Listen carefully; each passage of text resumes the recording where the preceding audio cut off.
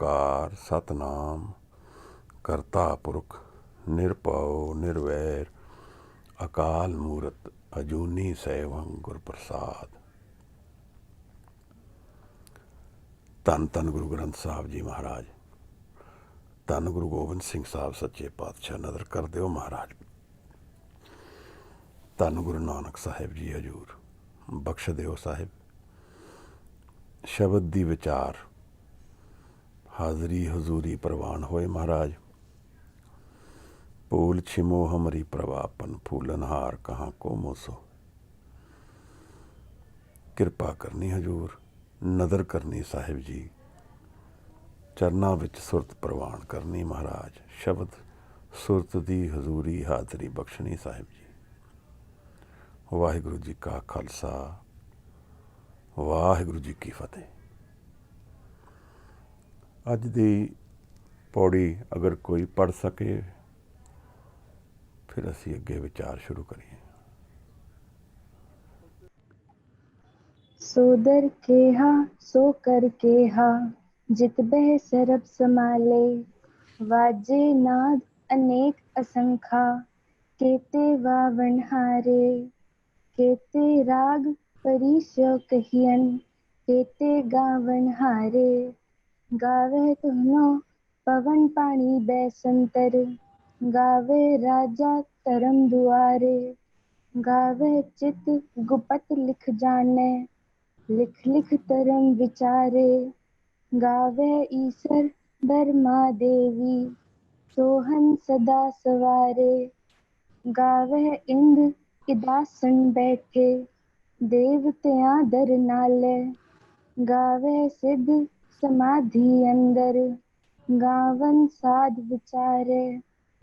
गावन जति सती संतोखी, गावे वीर करारे।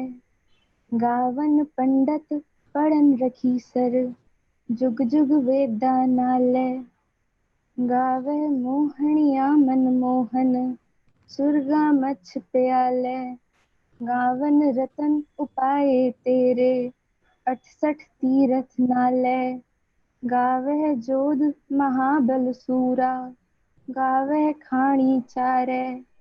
गावे खंड मंडल वरमंडा, कर कर रखे तारे।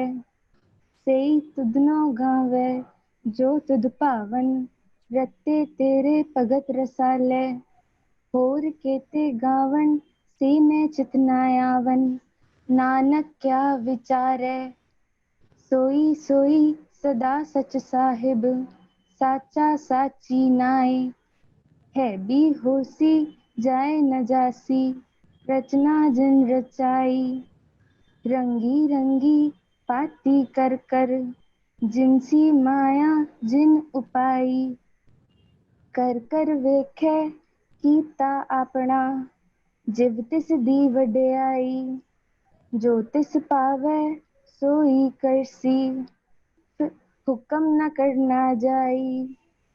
सो पातशाह सहा पात साहिब, नानक रहन रजाई। वाहिगुरू जी का खालसा, वाहिगुरू जी की फतेह। महाराज 27ਵੀਂ पौड़ी जपजी साहब दी अचरजी दर्शन हैं। हजूर एक होर ही मंडल विच ले जा रहे हैं।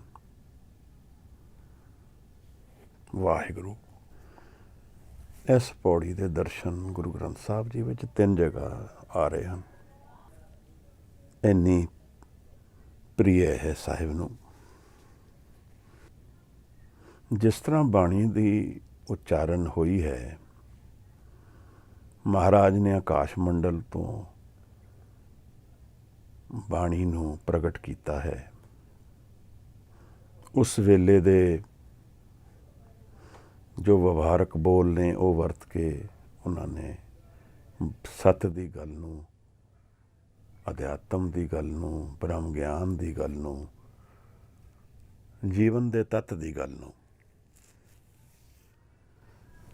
इस सारी सृष्टि दे जो मूलतन प्रश्न हैं उन्हां दी विचार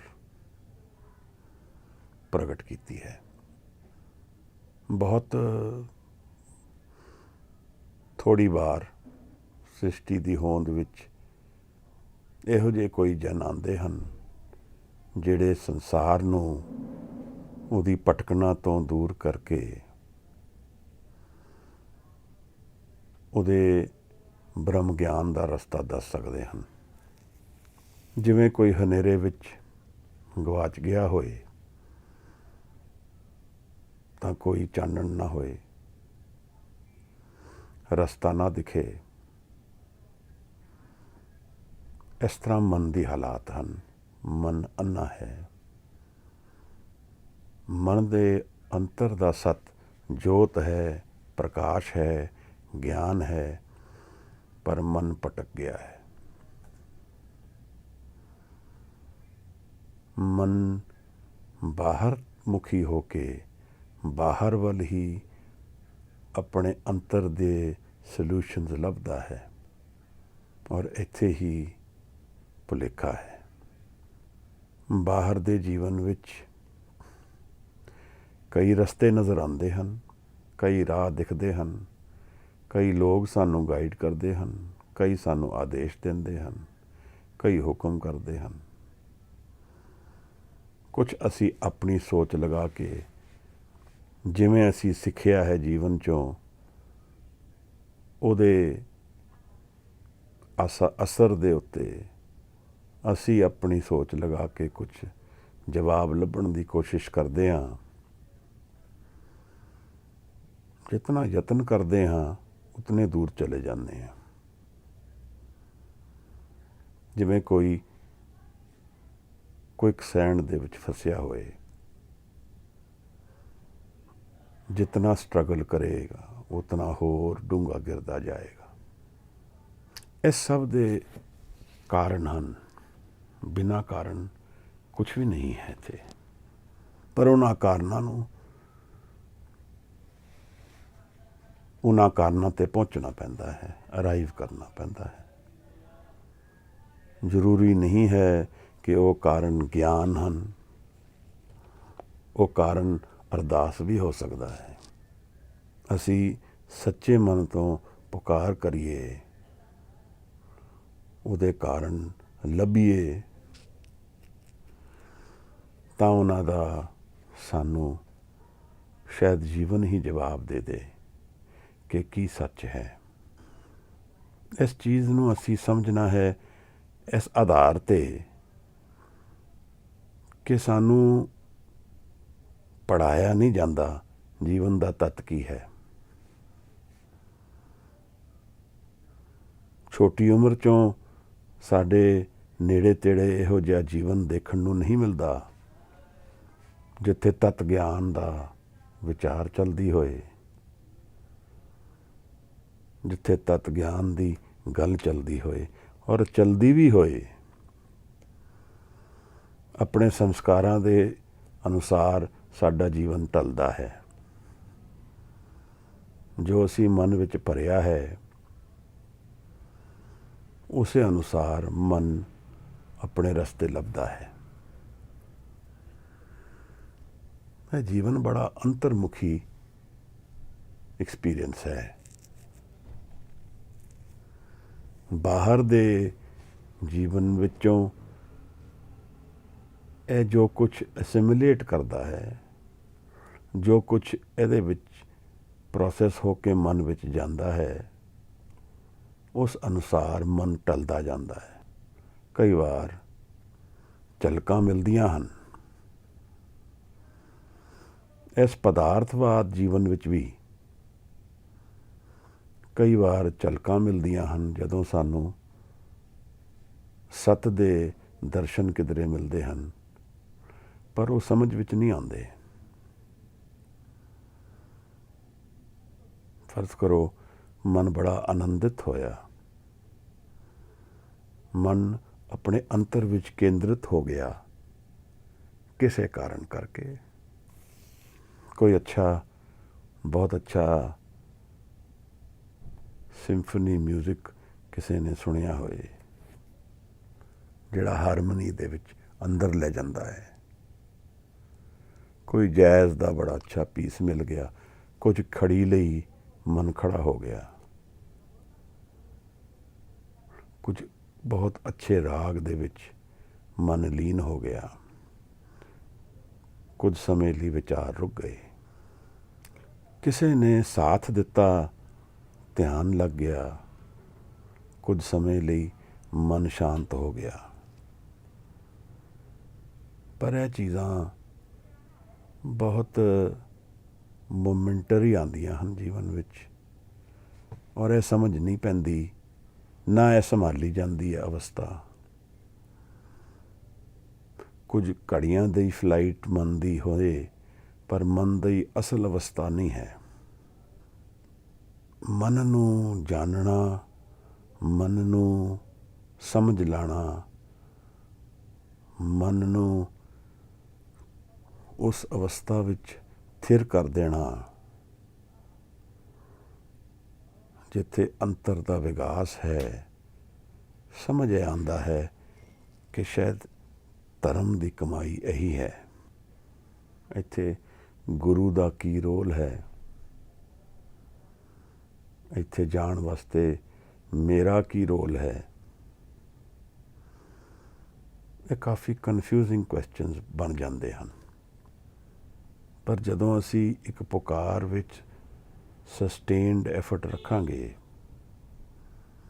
ਉਸ ਨੂੰ ਛੱਡਾਂਗੇ ਨਹੀਂ, ਉਹਦੀ ਆਸ ਰੱਖਾਂਗੇ ਸੱਤ ਦੀ, ਕੁਝ ਸੰਗਤ ਸਾਨੂੰ ਮਿਲ ਜਾਏ। ਕਈ ਵਾਰ ਮਨ ਦਾ ਭਰੋਸਾ ਅਧਿਆਤਮਕ ਮਾਰਗ ਦੇ ਵਿੱਚ ਸੁਪਨਿਆਂ 'ਚੋਂ ਵੀ ਆ ਜਾਂਦਾ ਹੈ। ਮਨ ਡਾਮਾਡੋਲ ਹੈ, ਮਨ ਦੇ ਵਿੱਚ ਕੁਝ ਇਹੋ ਜਿਹੇ ਦਰਸ਼ਨ ਹੋਏ, ਮਨ ਖੜਾ ਹੋ ਗਿਆ, ਮਨ ਬੇਚੈਨੀ ਤੋਂ ਹਟ ਗਿਆ। ਮੈਂ ਆਪ ਨੂੰ ਇਹ ਬੇਨਤੀ ਕਰ ਰਿਹਾ ਹਾਂ ਕਿ ਜੀਵਨ ਦੀ ਅਧਿਆਤਮਕ ਕਮਾਈ ਸਾਡੇ ਅੰਤਰ ਮਨ ਦੀ ਅਵਸਥਾ ਨੂੰ ਸੰਭਾਲਣ ਨਾਲ ਸ਼ੁਰੂ ਹੁੰਦੀ ਹੈ। ਅਸੀਂ ਇਹ ਸੋਚ ਸਕਦੇ ਹਾਂ ਕਿ ਗੁਰਦੁਆਰੇ ਜਾਂਦੇ ਹਾਂ, ਪਰ ਗੁਰਦੁਆਰੇ ਜਾਣਨ ਜਾਂ ਨਾ ਜਾਣ ਦਾ ਪ੍ਰਸ਼ਨ ਨਹੀਂ ਹੈ ਕਿ ਮੇਰਾ ਮਨ ਹਾਜ਼ਰ ਹੈ ਜਾਂ ਨਹੀਂ ਹੈ, ਇਹ ਪ੍ਰਸ਼ਨ ਹੈ। ਗੁਰੂ ਅਮਰਦਾਸ ਮਹਾਰਾਜ ਬਹੁਤ ਪਿਆਰੀ ਗੱਲ ਕਰ ਗਏ ਹਨ। ਗੁਰਦੁਆਰੇ ਲਾਏ ਭਾਵਨੀ, ਇੱਕ ਨਾ 10ਵਾਂ ਦੁਆਰ ਦਿਖਾਇਆ। ਗੁਰੂਦੁਆਰੇ ਵਿੱਚ ਭਾਵਨਾ ਨਾਲ ਜਾਣਾ ਹੈ ਤਾਂ ਦੁਆਰ ਖੁੱਲ੍ਹ ਜਾਂਦੇ ਹਨ। ਇਹ ਕਿਹੜੇ ਦੁਆਰ ਨੇ, ਇਹ ਕਿਹੜੇ ਘਰ ਨੇ? ਜੀ ਤਾਂ ਕਰਦਾ ਹੈ ਅੱਜ ਗੁਰੂ ਨਾਨਕ ਸਾਹਿਬ ਮਹਾਰਾਜ ਨੂੰ ਕਈ ਨਮਸਕਾਰ ਕਰੇ ਜਾਣ, ਕਈ ਵੀ ਥੋੜੇ ਹੋਣਗੇ। ਇਹੋ ਜਿਹਾ ਪ੍ਰਸ਼ਨ ਸਾਹਿਬ ਨੇ ਅੱਜ ਉਠਾਇਆ ਹੈ ਜਿਹੜਾ ਸਾਨੂੰ ਬੁਨਿਆਦੀ ਤੌਰ 'ਤੇ ਜੀਵਨ ਨੂੰ ਪਲਟ ਸਕਦਾ ਹੈ। ਵੈਸੇ ਤਾਂ ਮਹਾਰਾਜ ਦੇ ਹਰ ਬਚਨ ਅਨਮੋਲ ਹੈ, ਪਰ ਕਿਸੇ ਕਾਰਨ ਇਹ ਪੌੜੀ ਬੜੀ ਪ੍ਰੀਤੀ ਲੱਗਦੀ ਹੈ। ਕਿਵੇਂ ਬੁਨਿਆਦੀ ਤੌਰ 'ਤੇ ਮੇਰਾ ਘਰ ਕੀ ਹੈ, ਨਿਰੰਕਾਰ ਦਾ ਘਰ ਕੀ ਹੈ, ਘਰ ਦਾ ਕੀ ਮਤਲਬ ਹੈ? ਜਦੋਂ ਮੈਂ ਸਾਰਾ ਦਿਨ ਵਿੱਚ ਵਿਵਹਾਰ ਕਰਕੇ ਘਰ ਆਉਂਦਾ ਹਾਂ ਤਾਂ ਇੱਕ ਆਪਣਾਪਨ ਲੱਗਦਾ ਹੈ। ਜਿੱਥੇ ਸਭ ਤੋਂ ਘੱਟ ਐਨਰਜੀ ਵੇਸਟ ਹੁੰਦੀ ਹੈ, ਮੈਨੂੰ ਪਤਾ ਹੈ ਪੌੜੀਆਂ ਕਿੱਥੇ ਹਨ, ਕੌਣ ਲੋਕ ਹਨ ਇੱਥੇ, ਉਹਨਾਂ ਦਾ ਕੀ ਨੇਚਰ ਹੈ, ਤਾਂ ਮੈਂ ਕਿੱਥੇ ਜਾਣਾ ਹੈ, ਕਿੱਥੇ ਮੈਂ ਬੈਠਦਾ ਹਾਂ। ਇਹ ਸਾਰੀ ਚੀਜ਼ਾਂ ਅੰਦਰ ਔਰ ਬਾਹਰ ਦੀ ਇੱਕੋ ਤਰ੍ਹਾਂ ਸਮਝ ਸਕਦੇ ਹਾਂ ਅਸੀਂ। ਜੇ ਮਨ ਆਪਣੇ ਘਰ ਤੋਂ ਬਾਹਰ ਹੈ, ਸਰੀਰ ਔਰ ਮਨ, ਤਾਂ ਮਨ ਤੇ ਅਕਸ ਉਹਦਾ ਹੋਰ ਤਰ੍ਹਾਂ ਦਾ ਹੈ। ਮੈਂ ਨਵੇਂ ਲੋਕਾਂ ਦੇ ਵਿੱਚ ਬੈਠਾ ਹਾਂ ਤਾਂ ਮਨ ਹੁਣ ਪਹਿਲਾਂ ਉਹਨਾਂ ਨੂੰ ਸਮਝਣ ਵਿੱਚ ਸ਼ਕਤੀ ਲਗਾਏਗਾ। ਮੈਂ ਇੱਕ ਨਵੇਂ ਸਥਾਨ 'ਤੇ ਬੈਠਾ ਹਾਂ ਤਾਂ ਪਹਿਲੇ ਉਸ ਸਥਾਨ ਨੂੰ ਅਪਣਾਉਣ ਵਿੱਚ, ਆਪਣਾਪਣ ਬਣਾਉਣ ਵਿੱਚ ਸਮੇਂ ਲਗਾਏਗਾ। ਇਸ ਤਰ੍ਹਾਂ ਜਦੋਂ ਅਸੀਂ ਕਿਸੇ ਨਵੀਂ ਸਥਾਨ 'ਤੇ ਜਾਂਦੇ ਹਾਂ, 1-2 ਦਿਨ ਸੈਟਲ ਹੋਣ ਨੂੰ ਲੱਗਦੇ ਹੈ। ਆਪਣਾਪਨ ਕਰਨਾ ਪੈਣਾ ਹੈ। ਇਹ ਜਿਹੜਾ ਮਨ ਹੈ, ਇਹਦਾ ਵਿਸਤਾਰ ਬਾਹਰ ਨੂੰ ਵੀ ਹੈ। ਇਹ ਸਿਰਫ ਅੰਤਰ ਵਿੱਚ ਨਹੀਂ ਹੈ। ਜਦੋਂ ਇਹ ਬਾਹਰ ਦੀ ਛਾਪ, ਬਾਹਰ ਦਾ ਅਕਸ ਇਸ 'ਤੇ ਪੈਂਦਾ ਹੈ, ਉਸ ਤਰ੍ਹਾਂ ਇਹਦਾ ਮਨ ਦਾ ਰੰਗ ਬਦਲੀ ਹੁੰਦਾ ਹੈ, ਮਨ ਦਾ ਨੇਚਰ ਬਦਲੀ ਹੁੰਦਾ ਹੈ, ਮਨ 'ਤੇ ਪ੍ਰਭਾਵ ਪੈਂਦਾ ਹੈ। ਡਿਸਟਰੈਕਟਡ ਜਾਂ ਇਕਾਗਰ ਉਸੇ ਅਨੁਸਾਰ ਹੁੰਦਾ ਹੈ।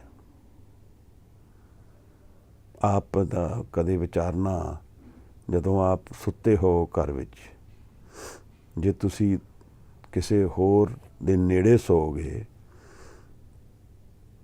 ਨਾਲ ਵਾਲੇ ਦੇ ਉੱਠਣ ਨਾਲ ਤੁਹਾਡੀ ਵੀ ਨੀਂਦਰ ਟੁੱਟੇਗੀ, ਕਿਉਂਕਿ ਮਨ ਇੱਕ ਨੇੜੇ ਦੇ ਔਰਾ ਨੂੰ ਵੀ ਜਾਪਦਾ ਹੈ। ਇਹਦੇ 'ਤੇ ਅਕਸ ਪੈਂਦਾ ਹੈ। ਕੋਈ ਸੁੱਤਾ ਹੋਏ, ਤੁਸੀਂ ਉਹਦੇ ਨਾਲ ਜਾ ਕੇ ਖਲੋ ਜਾਓ, ਕੁਛ ਨਾ ਕਹੋ, ਕੁਛ ਦੇਰ ਖੜੇ ਰਹੋ, ਉਹਦੀ ਨੀਂਦਰ ਖੁੱਲ੍ਹ ਜਾਏਗੀ। ਤੁਸੀਂ ਉਹਦੇ ਮਨ ਦੇ ਉੱਤੇ ਅਕਸ ਪਾ ਦਿੱਤਾ। ਇਸ ਤਰ੍ਹਾਂ ਮਨ ਸਭ ਕੁਝ ਜਾਣਦਾ ਹੈ। ਮੇਰਾ ਘਰ ਕਿੱਥੇ ਹੈ? ਨਿਰੰਕਾਰ ਦਾ ਘਰ ਹੈ ਕਿ ਮੇਰਾ ਹੈ? ਇਹ ਵਿਚਾਰਨਾ ਹੈ ਇਸ ਪੌੜੀ ਵਿੱਚ। ਸੋ ਦਰ ਕਿਹਾ, ਸੋ ਕਰ ਕਿਹਾ, ਜਿਤ ਬੈ ਸਰਬ ਸੰਭਾਲੇ। ਕਿਹੜਾ ਦਰਵਾਜ਼ਾ ਹੈ? ਇਹ ਪ੍ਰਸ਼ਨ ਹੈ ਮਹਾਰਾਜ ਦਾ। ਇਹ ਪ੍ਰਸ਼ਨ ਮਹਾਰਾਜ ਸਾਨੂੰ ਦੇ ਰਹੇ ਹਨ। ਜਦੋਂ ਕੋਈ ਜਾਣਦਾ ਹੋਏ ਔਰ ਉਸ ਨੂੰ ਦੱਸਣ ਵਾਸਤੇ ਸਾਨੂੰ ਪਹਿਲਾਂ ਪ੍ਰਸ਼ਨ ਰੱਖਦੇ ਮੂਹਰੇ, ਉਹ ਸਿੱਧੀ ਤਰ੍ਹਾਂ ਦੱਸਣਾ ਨਹੀਂ ਚਾਹੁੰਦਾ। ਪਹਿਲਾਂ ਉਹ ਚਾਹੁੰਦਾ ਹੈ ਕਿ ਅਸੀਂ ਪ੍ਰਸ਼ਨ ਨੂੰ ਅਪਣਾਈਏ। ਜਦ ਮੈਂ ਪ੍ਰਸ਼ਨ ਨੂੰ ਅਪਣਾਵਾਂਗਾ ਤਾਂ ਮੈਨੂੰ ਫਿਰ ਉਹਦਾ ਜਵਾਬ ਨੇੜੇ ਲੱਗੇਗਾ, ਗ੍ਰਹਿਣ ਕਰਨ ਵਿੱਚ ਸੌਖਾ ਰਹੇਗਾ। ਕੇਵਲ ਇੱਕ ਉਪਦੇਸ਼ ਦੇਣ ਨਾਲ ਮੈਂ ਉਸ ਨੂੰ ਕਿਤਨਾ ਕੁ ਸਮਝਾਂਗਾ। ਪ੍ਰਸ਼ਨ ਦਾ ਉੱਤਰ ਮਿਲੇ, ਜਦ ਮੇਰਾ ਪ੍ਰਸ਼ਨ ਮੇਰਾ ਬਣ ਜਾਏ। ਜੀਵਨ ਵਿੱਚ ਬਾਦਫਾ ਤਾਂ ਪ੍ਰਸ਼ਨ ਪੁੱਛਣ ਦੀ ਹੀ ਭਾਲ ਜੀਵਨ ਹੋ ਜਾਂਦਾ ਹੈ। ਅਸੀਂ ਜੀਵਨ ਵਿੱਚ ਅਗਰ ਗਲਤ ਪ੍ਰਸ਼ਨ ਪੁੱਛਾਂਗੇ, ਗਲਤ ਤੋਂ ਭਾਵ ਕੀ ਹੈ?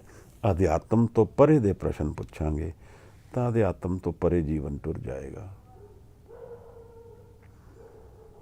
ਜੇ ਅਸੀਂ ਜੀਵਨ ਤੋਂ ਅੰਤਰ ਜਾਣ ਵੱਲ ਦੇ ਪ੍ਰਸ਼ਨ ਪੁੱਛਾਂਗੇ, ਅਧਿਆਤਮਕ ਪ੍ਰਸ਼ਨ ਪੁੱਛਾਂਗੇ, ਤਾਂ ਫਿਰ ਇਹ ਸਮਝ ਆਉਂਦਾ ਹੈ ਕਿ ਅਸੀਂ ਜੀਵਨ ਤੋਂ ਕੁਝ ਸਮਝਿਆ ਦੁਨੀਆ ਬਾਰੇ, ਔਰ ਦੂਸਰਾ ਇਹ ਸਮਝ ਆਉਂਦਾ ਹੈ ਕਿ ਸਾਨੂੰ ਪਹਿਲਾਂ ਹੀ ਜਵਾਬ ਪਤਾ ਹੈ।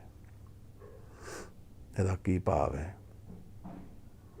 ਜਦ ਮੈਂ ਇੱਕ ਪ੍ਰਸ਼ਨ ਪੁੱਛ ਲਿਆ ਤਾਂ ਇਹਦਾ ਮਤਲਬ ਉਹਦਾ ਜਵਾਬ ਹੁਣ ਦੂਰ ਨਹੀਂ ਹੈ, ਪਰ ਉਹ ਪ੍ਰਸ਼ਨ ਮੇਰਾ ਹੋਏ।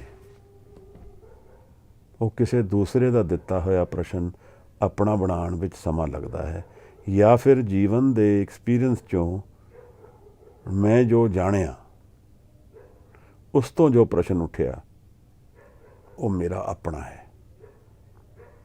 ਉਹ ਮੇਰੀ ਗਾਈਡਿੰਗ ਲਾਈਟ ਹੈ।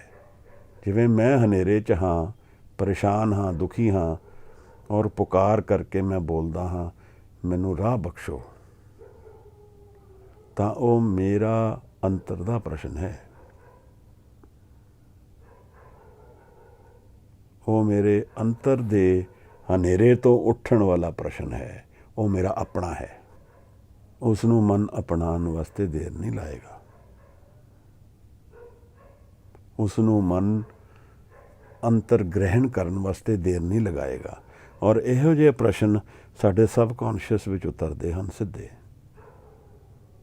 ਮਤਲਬ ਮਨ ਦੀ ਤਹਿਾਂ ਵਿੱਚ, ਜਿਵੇਂ ਕੋਈ ਸਮੁੰਦਰ ਦੇ ਤਹਿਾਂ ਵਿੱਚ ਉੱਪਰ ਕਿਸ਼ਤੀ ਤੈਰਦੀ ਹੋਏ, ਉਹ ਸਮੁੰਦਰ ਦੀ ਡੂੰਘਾਈ ਨਹੀਂ ਜਾਣ ਪਾਉਂਦੀ, ਸਮੁੰਦਰ ਦਾ ਸੱਤ ਨਹੀਂ ਜਾਣ ਪਾਉਂਦੀ।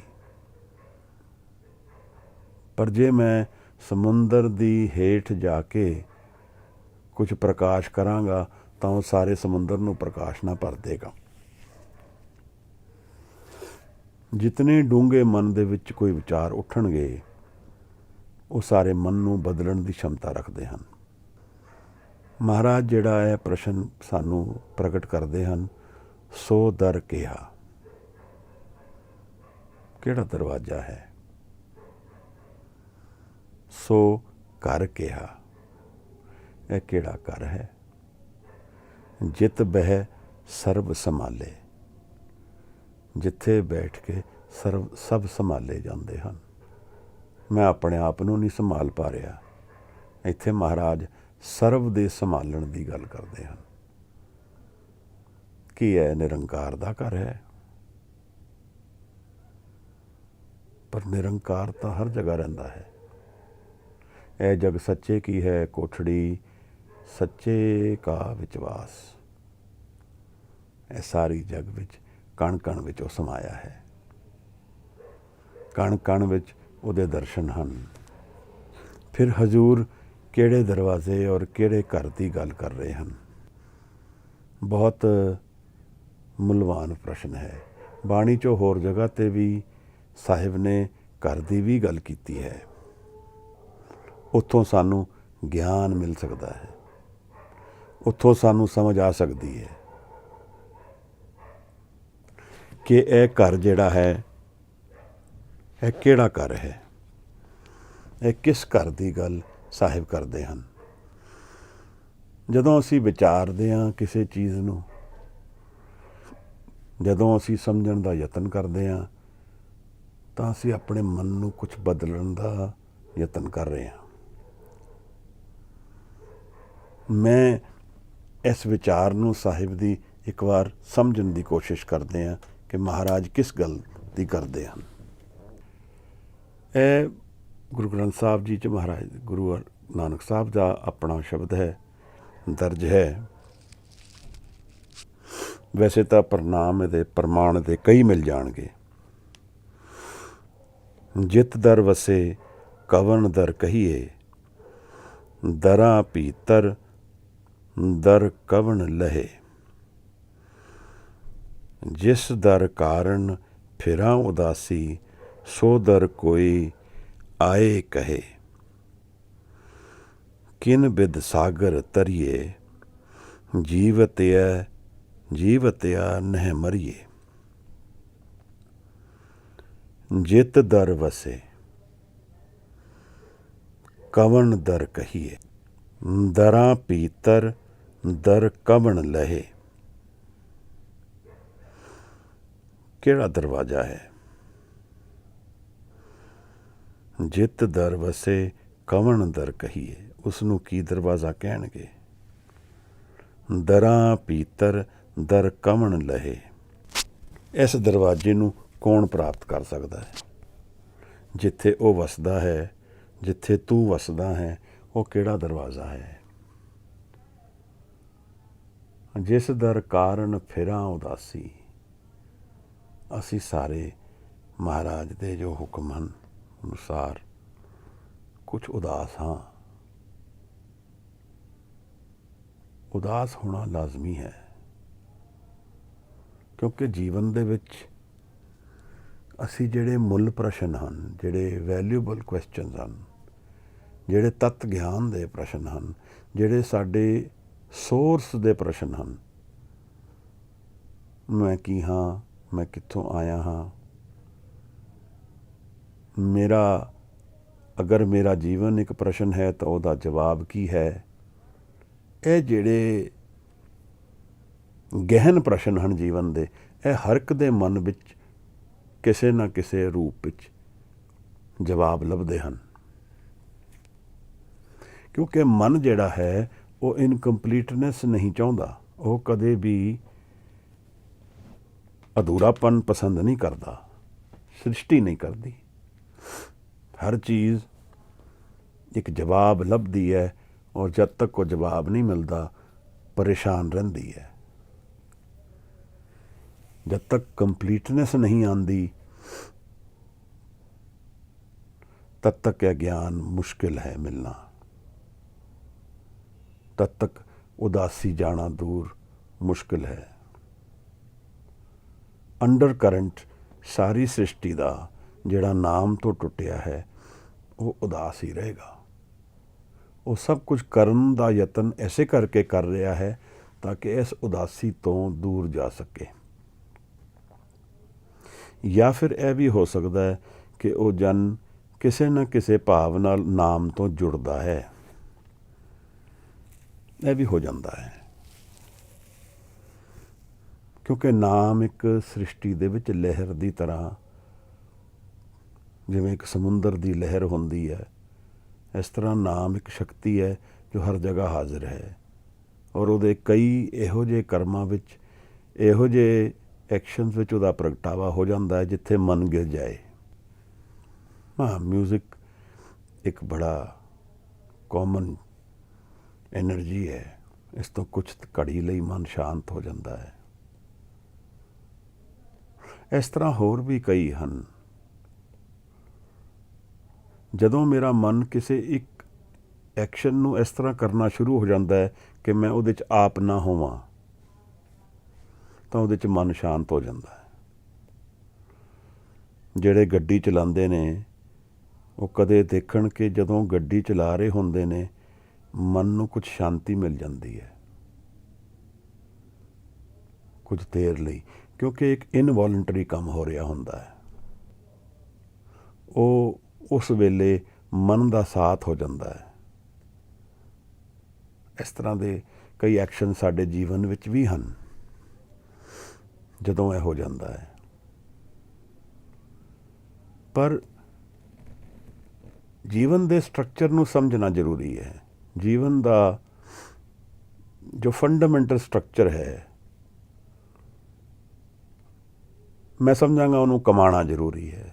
ਨਾ ਵੀ ਸਮਝ ਆਏ, ਉਹਦੀ ਕਮਾਈ ਹੋ ਜਾਏ ਤਾਂ ਹੀ ਗੱਲ ਬਣਦੀ ਹੈ। ਸਮਝ ਲੈਣਾ ਤੇ ਚਲੋ ਇੱਕ ਅੱਛੀ ਚੀਜ਼ ਹੈ, ਅਗਰ ਉਸਨੂੰ ਕਮਾਉਣ ਦੇ ਵੱਲ ਅਸੀਂ ਜਾਈਏ ਤਾਂ ਅਲਟੀਮੇਟਲੀ ਮਨ ਦੇ ਵਿੱਚ ਵਸੇ ਉਸ ਅਧਿਆਤਮ ਨੂੰ ਕਮਾਉਣਾ ਹੈ ਜਿਹੜਾ ਸਾਨੂੰ ਪੜ੍ਹਨ 'ਚ ਨਹੀਂ ਆ ਸਕਦੀ। ਇਸ ਕਰਕੇ ਇੱਥੇ ਵੀ ਮਨ ਨਿਰਾਸ਼ ਹੋ ਜਾਂਦਾ ਹੈ। ਮੈਂ ਕਈ ਕਿਤਾਬਾਂ ਪੜ੍ਹ ਲਵਾਂ, ਮਨ ਸ਼ਾਂਤ ਨਹੀਂ ਹੋਏਗਾ। ਗਿਆਨ ਨੂੰ ਇਸ ਤਰ੍ਹਾਂ ਸਮਝਾਂ ਕਿ ਇਹ ਮੇਰੀ ਗਤੀ ਕਰ ਪਾਏਗਾ, ਨਿਰਾਸ਼ਤਾ ਹੀ ਹੱਥ 'ਚ ਆਏਗੀ। ਇਸ ਤਰ੍ਹਾਂ ਅਸੀਂ ਆਪਣੇ ਜੀਵਨ ਵਿੱਚ ਕਈ ਤਰ੍ਹਾਂ ਦੇ ਭੁਲੇਖਿਆਂ ਵਿੱਚ ਜੀਵਨ ਕੱਢ ਦਿੰਦੇ ਹਾਂ। ਤਦ ਤੱਕ ਉਡੀਕਦੇ ਹਾਂ ਜਦ ਤੱਕ ਮਨ ਨੂੰ ਸੋਚਣ ਦੀ ਸ਼ਕਤੀ ਹੀ ਨਾ ਰਹੇ ਕਿ ਮੌਤ ਹੈ ਕਿ ਨਹੀਂ ਹੈ। ਮੌਤ ਹੁਣ ਆਪਣੇ ਆਪ ਹੀ ਆ ਜਾਏ। ਜੇ ਇਸ ਤਰ੍ਹਾਂ ਵਿਚਾਰੀਏ ਤਾਂ ਅਸੀਂ ਸਾਰੇ ਇੱਕ ਸੁਸਾਈਡ ਹੀ ਕਰ ਰਹੇ ਹਾਂ। ਕਿਵੇਂ? ਮੌਤ ਦੀ ਉਡੀਕ ਰੱਖ ਕੇ ਜੀਵਨ ਜੀਣਾ ਇੱਕ ਸੁਸਾਈਡ ਹੀ ਹੈ। ਮੌਤ ਦੇ ਤੱਤ ਨੂੰ ਨਾ ਜਾਣਨ ਵਿੱਚ, ਇਹੋ ਜਿਹੇ ਭੁਲੇਖਿਆਂ ਵਿੱਚ ਜੀਵਨ ਨੂੰ ਗਵਾ ਦੇਣਾ ਤੇ ਜੀਵਨ ਦੀ ਊਰਜਾ ਨੂੰ ਖਤਮ ਕਰਨ ਦਾ ਤਰੀਕਾ ਹੈ। ਬਸ ਇੱਕ ਉਡੀਕ ਹੈ ਸਮਾਂ ਕੱਢਣ ਦੀ, ਤੇ ਸਮਾਂ ਕਿਸ ਤਰ੍ਹਾਂ ਨਿਕਲ ਜਾਏ। ਔਰ ਉਹ ਸਮਾਂ ਕੱਢਣ ਵਾਸਤੇ ਅਸੀਂ ਆਪਣੇ ਆਪ ਨੂੰ ਡਿਸਟਰੈਕਟ ਕਰ ਦਿੰਦੇ ਹਾਂ। ਸੋ ਦਰ ਕਿਹਾ, ਸੋ ਕਰ ਕਿਹਾ। ਕਿਹੜਾ ਦਰਵਾਜ਼ਾ ਹੈ? ਮਹਾਰਾਜ ਹੁਣ ਇਸ ਸ਼ਬਦ ਵਿੱਚ ਹੋਰ ਸਾਨੂੰ ਕੁਝ ਖੋਲ੍ਹਣਗੇ, ਕਿਉਂਕਿ ਇਹ ਥੋੜ੍ਹਾ ਜਿਹਾ ਲੰਬਾ ਸ਼ਬਦ ਹੈ। ਜਿੱਤਰ ਵਸੇ ਕਮਨ ਦਰ ਕਹੀਏ, ਦਰ ਭੀਤਰ ਦਰ ਕਵਣ ਲਹੇ। ਜਿਸ ਦਰ ਕਾਰਨ फिरां उदासी सो दर कोई आए कहे। कोई दसे तो सही कादे ਲਈ मैं फिरदा वां, कोई तो मैनू दसे। किन विद सागर तरिए, जीवन एक सागर है तो किवें तरिए। तो कहते हैं महाराज जीवत आ नह मरिए। राह दी तुक है जीवत आ नह मरिए। अगर मैं जींदे जी नहीं मरदा तो मैं किवें जाणांगा। जीवत आ नह मरिए। फिर अगे साहिब दसदे हन, दुख दरवाज़ा। देखो इमोशनस किवें इंपॉर्टेंट एस्पैक्ट प्ले करदियां हन गुरमत विच। बार बार असी इमोशनल सेंटर के उत्ते चले जाते हैं, क्योंकि दरअसल इमोशनस लंग्स न लाइफ दियाँ यही ड्राइव कर रही हैं जीवन नूं। जो मेरी भावनावां उठदियां हन उत्थों मेरे थॉट्स बनते हैं, उत्थों मैं एक्शन फिर बना लैंदा हाँ। मेरा किसी नाल क्रोध उठिया, मैं क्रोधित होया तो मैं क्रोध बारे कोई वचन कह दिते। इस तरह मन के उत्ते कई बार कुछ अक्स पै जाते हैं जिहड़ी एनर्जी सेंटर बन जाते हैं। समझ लीए गल, एनर्जी सेंटर है। ए क्रोध के वचन कहे गए, ये कोई पिछे शक्ति है। जितने गुस्से या नाराज़ या क्रोधित मैं होवांगा उतनी ज़्यादा शक्ति नाल वो वचन कहे जाणगे और उतना उन्हां दा अक्स भी पै सकता है अगर अगले नूं वो रिसीव हो जान। तो कई बार इहो जिहे वचन जीवन पलट सकते हैं। बड़े पुरानी दोस्तियां खराब हो जांदियां, कई घर खराब हो जाते हैं। होए कित्थों? मन दे विच उस अक्स तो शुरू होया कम, उस भावना तो शुरू होया कम, जिस भावना नूं असी कुछ ना कुछ कारण करके वो जग गई साडे विच। मैनू सेंस ऑफ कंट्रोल नहीं लग्या। मैनू लग्या कि कुछ चीज़ समझ तो बाहर जा रही है, मेरे कंट्रोल च नहीं रहेगी। कुछ चीज़ मैनू प्राप्त हो सकती है, वो मैनू नहीं मिलेगी। किसी भी कारण करके भावना मन विच आएगी, उस भावना तो सब ट्रांसफॉर्मेशन जीवन की हो जाएगी। महाराज कहते हैं दरवाज़ा तो दुख है। ਇਹਦਾ ਤੇ कई तरह तर्जमा हो सकता है। मैं दुखों तो ही लंघ के सत नूं जान सकता हाँ। दुखों के कारण मेरा दरवाज़ा बंद है, यह भी ठीक है, क्योंकि मैं अपने दुख दे विच इतना परेशान हाँ कि मैं उस तो उपर नहीं उठ पा रहा हाँ। तो महाराज कह रहे हैं कि दुख और क्रोध ये दो दरवाजे हैं। दुख दरवाज़ा रो रखवाला, यह रखवाला है रो। क्रोध मन दे विच मेरे क्रोध है, उहदे नाल मेरे इस दरवाजे दे दर्शन नहीं हो पा रहे हैं। आसा अंदेसा दोहे पट जड़े। आसा एक्सपैक्टेशन ये मेरे मन का आधार है। इस कारण करके दुख और क्रोध है जीवन विच।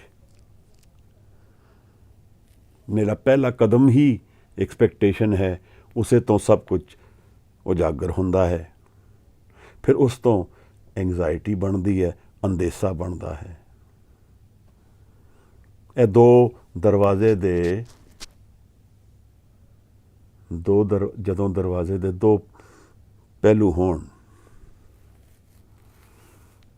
आसा अंदेसा, एक्सपैक्टेशन एंड एंगजाइटी, ਬਸ ਇਹ ਮੇਰੀ ਸਾਰੀ એનર્ਜੀ ਨੂੰ, ਮੇਰੇ ਜੀਵਨ ਦੀ ਊਰਜਾ ਨੂੰ ਇਹਦੇ ਵਿੱਚ ਹੀ ਮੈਂ ਉਲਝਿਆ ਰਹਿੰਦਾ ਹਾਂ। ਔਰ ਇੱਥੇ ਕਮਿਟਮੈਂਟ ਕਿਸ ਨੇ ਕੀਤੀ ਹੈ? ਮੈਂ ਆਪਣੇ ਆਪ ਕੀਤੀ ਹੈ। ਇਹੀ ਫਿਰ ਮਾਇਆ ਬਣ ਜਾਂਦੀ ਹੈ। ਮਾਇਆ ਜਲ ਖਾਈ ਪਾਣੀ, ਘਰ ਮਾਪਿਆ ਘਰ ਬਾਧਿਆ, ਸਤ ਕੇ ਆਸਣ ਪੁਰਖ ਰਹੇ। ਜਿਵੇਂ ਘਰ ਦੇ ਆਲੇ ਦੁਆਲੇ ਪਾਣੀ ਭਰ ਗਿਆ ਹੋਏ, ਇੱਕ ਖਾਈ ਹੋਏ, ਤਾਂ ਕਿ ਉਹ ਇੱਕ ਹੋਰ obstruction ਬਣ ਜਾਏ। ਮਾਇਆ ਜਲ ਖਾਈ ਪਾਣੀ, ਜਲ ਤਾਂ ਮਾਇਆ ਹੈ ਅਤੇ ਖਾਈ ਹੈ, ਉਹਦੇ ਵਿੱਚ ਪਾਣੀ ਭਰਿਆ ਹੈ। ਘਰ ਬਾਧਿਆ ਸਤ ਕੇ ਆਸਣ ਪੁਰਖ ਰਹੇ। ਇਸ ਘਰ ਦੇ ਅੰਦਰ ਹੁਣ ਪੁਰਖ ਰਹਿੰਦਾ ਹੈ, ਪਰ ਇਹਦੇ ਆਲੇ ਦੁਆਲੇ ਇਹ ਸਭ ਮੈਨੂੰ ਲਪੇਟ ਕੇ ਰੋਕੇ ਬੈਠੇ ਹਨ। ਮੈਂ ਦੂਰ ਤਾਂ ਨਹੀਂ ਹਾਂ, ਕਿਉਂਕਿ ਜਦੋਂ ਮੈਂ ਆਪਣੀ ਪਰੇਸ਼ਾਨੀ ਦੇ ਵਿੱਚ ਰੋਂਦਾ ਹਾਂ ਜਾਂ ਵਿਆਕੁਲ ਹੋ ਕੇ ਪਰੇਸ਼ਾਨ ਹੋ ਕੇ ਆਪਣੇ ਆਪ ਨੂੰ ਭਾਰੀ ਸਮਝਦਾ ਵਾਂ, ਅਤੇ ਉਸ ਵੇਲੇ ਮੈਂ ਆਪਣੇ ਆਪ ਨੂੰ ਵੈਂਟੀਲੇਟ ਕਰਦਾ ਵਾਂ, ਅਤੇ ਮੈਂ ਉਹ ਕਿਸ ਮੁੱਖ ਨੂੰ ਕਰਕੇ ਕਰਦਾ ਵਾਂ, ਇਹ ਮੈਟਰ ਕਰ ਜਾਂਦਾ ਹੈ। ਮੈਂ ਆਪਣੀ ਈਗੋ ਨੂੰ, ਹੰਕਾਰ ਨੂੰ ਵਧਾਇਆ ਹੈ ਕਿ ਮੈਂ ਨਿਰੰਕਾਰ ਵੱਲ ਧਿਆਨ ਕਰਕੇ ਇੱਕ ਅਰਦਾਸ ਉਹਦੇ ਅੱਗੇ ਰੱਖੀ ਹੈ। ਇਹ ਦੋਨੋਂ ਸ਼ੁਰੂਆਤ ਨੇ। ਜਿਸ ਤਰ੍ਹਾਂ ਦਾ ਮੈਂ ਇਹ ਪੱਖ ਰੱਖਾਂਗਾ, ਉਸ ਤਰ੍ਹਾਂ ਦਾ ਪੂਰਾ ਜੀਵਨ ਉਤਰਦਾ ਜਾਏਗਾ। ਜਦੋਂ ਮੈਂ ਜੀਵਨ ਨੂੰ ਅਰਦਾਸ ਬਣਾ ਦਿਆਂਗਾ, ਤਾਂ ਮੈਂ ਇੱਕ ਸਰੈਂਡਰ ਦੇ ਵਿੱਚ ਕੰਮ ਕਰਾਂਗਾ, ਇੱਕ ਪ੍ਰੇਮ ਦੇ ਵਿੱਚ ਕੰਮ ਕਰਾਂਗਾ, ਇੱਕ ਉਡੀਕ ਦੇ ਵਿੱਚ ਕੰਮ ਕਰਾਂਗਾ। ਆਸਾ ਮਾਹੇ ਨਿਰਾਸ਼ਾ, ਇੱਥੋਂ ਨਿਰਾਸ਼ ਹੋ ਗਏ ਜੀਵਨ ਤੋਂ, ਪਰ ਉੱਥੇ ਦੀ ਆਸ ਹੈ ਮੈਨੂੰ। ਤਾਂ ਫਿਰ ਇਹ ਗੱਲ ਸਮਝਣ ਵਾਲੀ ਹੈ, ਜੋ ਮੰਗੇ ਠਾਕੁਰ ਆਪਣੇ ਤੇ ਸੋਈ ਸੋਈ ਦੇਵੇ। ਜੋ ਮੇਰੀ ਸੱਚੀ ਭਾਵਨਾ ਮਨ ਦੀ ਹੋਏਗੀ, ਉਹ ਮੈਨੂੰ ਜ਼ਰੂਰ ਮਿਲੇਗਾ। ਇਹ ਨੇਚਰ ਦਾ ਰੂਲ ਹੈ। ਇਹ ਕੋਈ ਮੇਰਾ, ਤੁਹਾਡਾ ਜਾਂ ਕਿਸੇ ਹੋਰ ਦਾ ਕਹਿਣਾ ਨਹੀਂ ਹੈ। ਇਹ ਨੇਚਰ ਦਾ ਹੀ ਰੂਲ ਹੈ ਕਿ ਜਿਵੇਂ ਮੈਂ ਸੱਚੀ ਭਾਵਨਾ ਨਾਲ ਜੋ ਮੰਗਾਂਗਾ, ਉਹ ਮੇਰੇ ਜੀਵਨ ਵਿੱਚ ਆਏਗਾ। ਅਧਿਆਤਮ ਮੰਗਾਂਗਾ ਤਾਂ ਅਧਿਆਤਮ ਆਏਗਾ। ਮੰਗਣਾ ਸੱਚੇ ਦਿਲੋਂ ਹੈ। ਸੱਚਾ ਦਿਲ ਦਾ ਮਤਲਬ ਇਕਾਗਰ ਮਨ ਵੀ ਹੁੰਦਾ ਹੈ, ਕਿਉਂਕਿ ਸੱਚ ਵਿੱਚ ਸ਼ਕਤੀ ਹੈ ਇਕਾਗਰਤਾ ਦੀ। ਜਦੋਂ ਡਿਵਾਈਡਡ ਮਾਈਂਡ ਹੋਏਗਾ ਤਾਂ ਉਹ ਤਵੈਤ ਵਿੱਚ ਰਹੇਗਾ। ਉਹ ਫਿਰ ਅਰਦਾਸ ਨਾ ਹੋਈ। ਅਰਦਾਸ ਤਾਂ ਸਿਰਫ ਉਹੀ ਹੈ ਜਿੱਥੇ ਮੇਰਾ ਮਨ ਲੀਨ ਹੋ ਗਿਆ, ਮਨ ਤਿਆਗਿਆ ਗਿਆ। ਮੈਂ ਇੱਕ ਅਰਦਾਸ ਨਾਲ ਹੁਣ ਨਿਰੰਕਾਰ ਦੇ ਅੱਗੇ ਪੇਸ਼ ਹੋ ਗਿਆ, ਤਾਂ ਦਰਅਸਲ ਉਹ ਅਰਦਾਸ ਹੀ ਮੇਰੇ ਸਾਰੇ ਕਾਰਜ ਰਾਸ ਕਰ ਦੇਗੀ। ਮਹਾਰਾਜ ਨੇ ਸਾਨੂੰ ਫਿਰ ਇਹ ਸਮਝਾਇਆ ਹੈ ਕਿ ਮਾਇਆ ਜਲ ਖਾਈ ਪਾਣੀ, ਘਰ ਬਾਧਿਆ ਸਤ ਕੇ ਆਸਣ ਪੁਰਖ ਰਹੇ। ਕਿਤੇ ਨਾਮਾ ਅੰਤ ਨਾ ਜਾਣੀਏ, ਤੁਮ ਸਰ ਨਾਹੀ ਅਵਰ ਰਹੇ। ਤੇਰਾ ਕੋਈ ਨਾਮ ਨਹੀਂ ਹੈ, ਤੇਰਾ ਅੰਤ ਨਹੀਂ ਜਾਣਦਾ। ਤੇਰੇ ਵਰਗਾ ਕੌਣ ਹੈ? ਉੱਚਾ ਨਾਹੀਂ ਕਹਿਣਾ ਮਨ ਮਹਿ, ਕਹਿਣਾ ਆਪੇ ਜਾਣੇ ਆਪ ਕਰੇ। ਜਬ ਆਸਾ ਅੰਦੇਸਾ, ਤਬ ਹੀ ਕਿਉ ਕਰ ਏਕ ਰਹੇ। ਕਹੇ ਆਸਾ ਭੀਤਰ ਰਹੇ ਨਿਰਾਸਾ, ਤਉ ਨਾਨਕ ਏਕ ਮਿਲੇ। ਇੱਕ ਦੇ ਦਰਸ਼ਨ, ਜਦੋਂ ਜੀਵਨ ਦੀ ਆਸ ਨੂੰ ਛੱਡ ਕੇ ਨਿਰਾਸ਼ ਹੋ ਕੇ ਉਸ ਪਲੇਨ ਵਿੱਚ ਆਸ ਬੰਨਾਂਗੇ, ਤਾਂ ਸ਼ਾਇਦ ਸਾਡਾ ਜੀਵਨ ਇੱਕ ਦੇ ਦਰਸ਼ਨ ਵੱਲ ਟੁਰ ਪਏਗਾ। ਤਾਂ ਇਹ ਘਰ ਕਿਹੜਾ ਹੈ? ਮਹਾਰਾਜ ਸਾਨੂੰ ਆਪਣੇ ਮਨ ਦੇ ਵੱਲ ਇਸ਼ਾਰਾ ਕਰ ਰਹੇ ਹਨ, ਸਾਡੇ ਮਨ ਦੀ ਅਵਸਥਾ ਵੱਲ ਇਸ਼ਾਰਾ ਕਰ ਰਹੇ ਹਨ ਕਿ ਘਰ ਜਿਹੜਾ ਹੈ ਉਹ ਮੇਰਾ ਮਨ ਹੈ। ਇਸ ਗੱਲ ਨੂੰ ਅਸੀਂ ਕਈ ਵਾਰ ਵਿਚਾਰ ਚੁੱਕੇ ਹਾਂ। ਦਰਵਾਜ਼ਾ ਕਿਹੜਾ ਹੈ? ਉਹ ਵੀ ਮੇਰੇ ਮਨ ਦੇ ਵਿੱਚ ਦਰਵਾਜ਼ਾ ਹੈ। ਇਸ ਨੂੰ ਕੁਝ ਦਸਮ ਦੁਆਰ ਵੀ ਕਿਹਾ ਹੈ ਬਾਣੀ ਵਿੱਚ। ਭਗਤ ਕਬੀਰ ਇਸ ਗੱਲ ਨੂੰ ਵੀ ਕਹਿੰਦੇ ਹਨ ਕਿ ਦਸਮ ਦੁਆਰ ਵੀ ਕੁਝ ਹੈ ਇਹੋ ਜਿਹੀ ਗੱਲ ਵੀ ਸਾਹਿਬ ਨੇ ਕੀਤੀ ਹੈ। 10वें द्वार कुंची जब दीजे तब दयाल को दर्शन कीजे। कुंची ਦਾ ਮਤਲਬ ਚਾਬੀ। ਹੁਣ ਇਹਨਾਂ ਨੂੰ ਅਸੀਂ ਸ਼ਬਦ ਲੈ ਕੇ ਅਗਰ ਆਪਣੇ ਆਪ ਨੂੰ ਪਰੇਸ਼ਾਨ ਕਰਾਂਗੇ ਕਿ 10ਵੇਂ ਦੁਆਰ ਵੱਲ ਮੈਂ ਨਹੀਂ ਜਾ ਰਿਹਾ, 10ਵੇਂ ਦੁਆਰ ਮੈਂ ਨਹੀਂ ਜਾਣ ਰਿਹਾ, ਤਾਂ ਫਿਰ ਅਸੀਂ ਐਨਰਜੀ ਵੇਸਟ ਕਰਨੀ ਸ਼ੁਰੂ ਕਰ ਦਿਆਂਗੇ। ਫਿਰ ਦੁਆਇਤ ਵਿੱਚ ਚਲੇ ਜਾਏਗਾ ਮਨ। ਇਸ ਕਰਕੇ ਜ਼ਰੂਰੀ ਇਹ ਭਾਵ ਹੈ ਕਿ ਮੇਰੇ ਮਨ ਵਿੱਚ ਨਾਮ ਦੀ ਜਿਹੜੀ ਸ਼ਕਤੀ ਹੈ ਉਹ ਵਿੱਚ ਸੰਤੋਖ ਦੇ ਰੂਪ ਵਿੱਚ ਲੀਨ ਹੋ ਕੇ ਮੈਂ ਨਾਮ ਜਪਣ ਦੀ ਵਿਧੀ ਨੂੰ ਨਿਰੰਤਰ ਹਾਜ਼ਰ ਰੱਖਾਂ ਮਨ ਵਿੱਚ। ਇਸ ਨੂੰ ਜਾਣਨਾ ਹੈ ਕਿ ਜੋ ਮੇਰੀ ਮਨ ਦੀ ਅਵਸਥਾ ਹੈ ਉਹ ਕੀ ਹੈ। ਔਰ ਅਗਰ ਨਾਮ ਨਾਲ ਨਿਤ ਜੁੜਾਂਗੇ ਤਾਂ ਨਾਮ ਦੀ ਭੁੱਖ ਹਾਜ਼ਰ ਹੁੰਦੀ ਰਹੇਗੀ ਔਰ ਨਿਰੰਕਾਰ ਦੇ ਵਿੱਚ ਵੀ ਮਦਦ ਮਿਲੇਗੀ ਨਾਮ ਦੇ ਵਿੱਚ ਅੱਗੇ ਵਧਣ ਲਈ। ਸੋ ਦਰ ਕਿਹਾ ਸੋ ਕਰ ਕਿਹਾ ਜਿਤ ਬਹਿ ਸਰਬ ਸੰਭਾਲੇ। ਸਭ ਕੁਝ ਸੰਭਾਲਿਆ ਜਾਂਦਾ ਹੈ ਮਨ ਦੀ ਉਸ ਅਵਸਥਾ ਵਿੱਚ ਜਿੱਥੇ ਨਾਮ ਦਾ ਪ੍ਰਗਾਸ ਹੈ। ਮਨ ਦੀ ਉਸ ਅਵਸਥਾ ਵਿੱਚ ਜਿਹੜੀ ਅੰਤਰ ਮਨ ਵਿੱਚ ਵਿਆਪਕ ਹੈ ਸਭ ਸਾਰਿਆਂ ਦੇ। ਔਰ ਉਹ ਮਨ ਕੱਲਾ ਮੇਰਾ ਨਹੀਂ ਹੈ, ਉੱਥੇ ਮੈਂ ਨਹੀਂ ਹਾਂ, ਉਹ ਮਨ ਇੱਕ ਨਿਰੰਕਾਰ ਦੀ ਹੀ ਸ਼ਕਤੀ ਹਾਜ਼ਰ ਹੈ। ਇਸ ਭਾਵ ਨਾਲ ਫਿਰ ਅਸੀਂ ਜਾਂਦੇ ਤਾਂ ਇੱਕ ਪਰਸਨਲ ਜਰਨੀ 'ਤੇ ਹਾਂ, ਪਰ ਜੁੜਦੇ ਹਾਂ ਸਭ ਨਾਲ। ਇਸ ਇੱਕ ਦਰਵਾਜ਼ੇ ਦੇ ਵਿੱਚੋਂ ਜਾਣਾ ਹੈ ਪਰ ਜੁੜਨਾ ਸਰਬਤ ਨਾਲ ਹੈ, ਕਿਉਂਕਿ ਉੱਥੇ ਸਰਬਤ ਇੱਕ ਹੋ ਜਾਂਦਾ ਹੈ। ਉੱਥੇ ਮੈਂ ਨਹੀਂ ਕੋਈ ਰਹਿੰਦਾ, ਉੱਥੇ ਕੋਈ ਬਾਉਂਡਰੀਜ਼ ਨਹੀਂ ਹਨ। ਇਸ ਓਸ਼ਨ ਦੇ ਵਿੱਚ ਜਦੋਂ ਸਮੁੰਦਰ ਦੇ ਵਿੱਚ ਅਸੀਂ ਬੂੰਦ ਵਰਗੇ ਲੋਕ ਹਾਜ਼ਰ ਹੋ ਜਾਂਦੇ ਹਾਂ ਤਾਂ ਸਮੁੰਦਰ ਦਾ ਹੀ ਰੂਪ ਹੋ ਜਾਂਦੇ ਹਾਂ। ਫਿਰ ਹਰ ਇੱਕ ਨਾਲ ਜੁੜ ਜਾਂਦੇ ਹਾਂ, ਸਭ ਨਾਲ। ਇਸ ਭਾਵ ਵਿੱਚ ਧਰਮ ਦੁਨੀਆ ਵਿੱਚ ਇੱਕੋ ਹੀ ਹੈ, ਸ੍ਰਿਸ਼ਟੀ ਸਿਰਫ ਇੱਕੋ ਹੀ ਹੈ। ਆਵਲ ਅੱਲਾ ਨੂਰ ਪਾਇਆ ਕੁਦਰਤ ਕੇ ਸਭ ਬੰਦੇ, ਏਕ ਨੂਰ ਤੇ ਸਭ ਜਗ ਉਪਜਿਆ। ਇੱਕ ਤੋਂ ਇੱਥੇ ਇੱਕ ਦੇ ਫਿਰ ਦਰਸ਼ਨ ਹਾਜ਼ਰ ਹਨ, ਕੋਈ ਦੂਜਾ ਨਹੀਂ ਹੈ। ਜਾਣਾ ਤਾਂ ਮੈਂ ਆਪਣੀ ਆਈਡੈਂਟੀਟੀ ਤੋਂ ਪਾਰ ਜਾਣਾ ਹੈ, ਆਈਡੈਂਟੀਟੀ ਨੂੰ ਛੱਡ ਦੇਣਾ ਹੈ ਤਾਂ ਕਿ ਉਸ ਨਾਲ ਉਸ ਸਰਬੱਤ ਦੇ ਆਲਿੰਗਨ ਵਿੱਚ ਜੀਵਨ ਨਿਕਲ ਜਾਏ। ਔਰ ਉੱਥੇ ਫਿਰ ਕੀ ਲੱਛਣ ਹਨ। ਇਹ ਪੂਰੀ ਪੌੜੀ ਇੱਕ ਸੈਲੀਬ੍ਰੇਸ਼ਨ ਦੀ ਗੱਲ ਕਰਦੀ ਪਈ ਹੈ।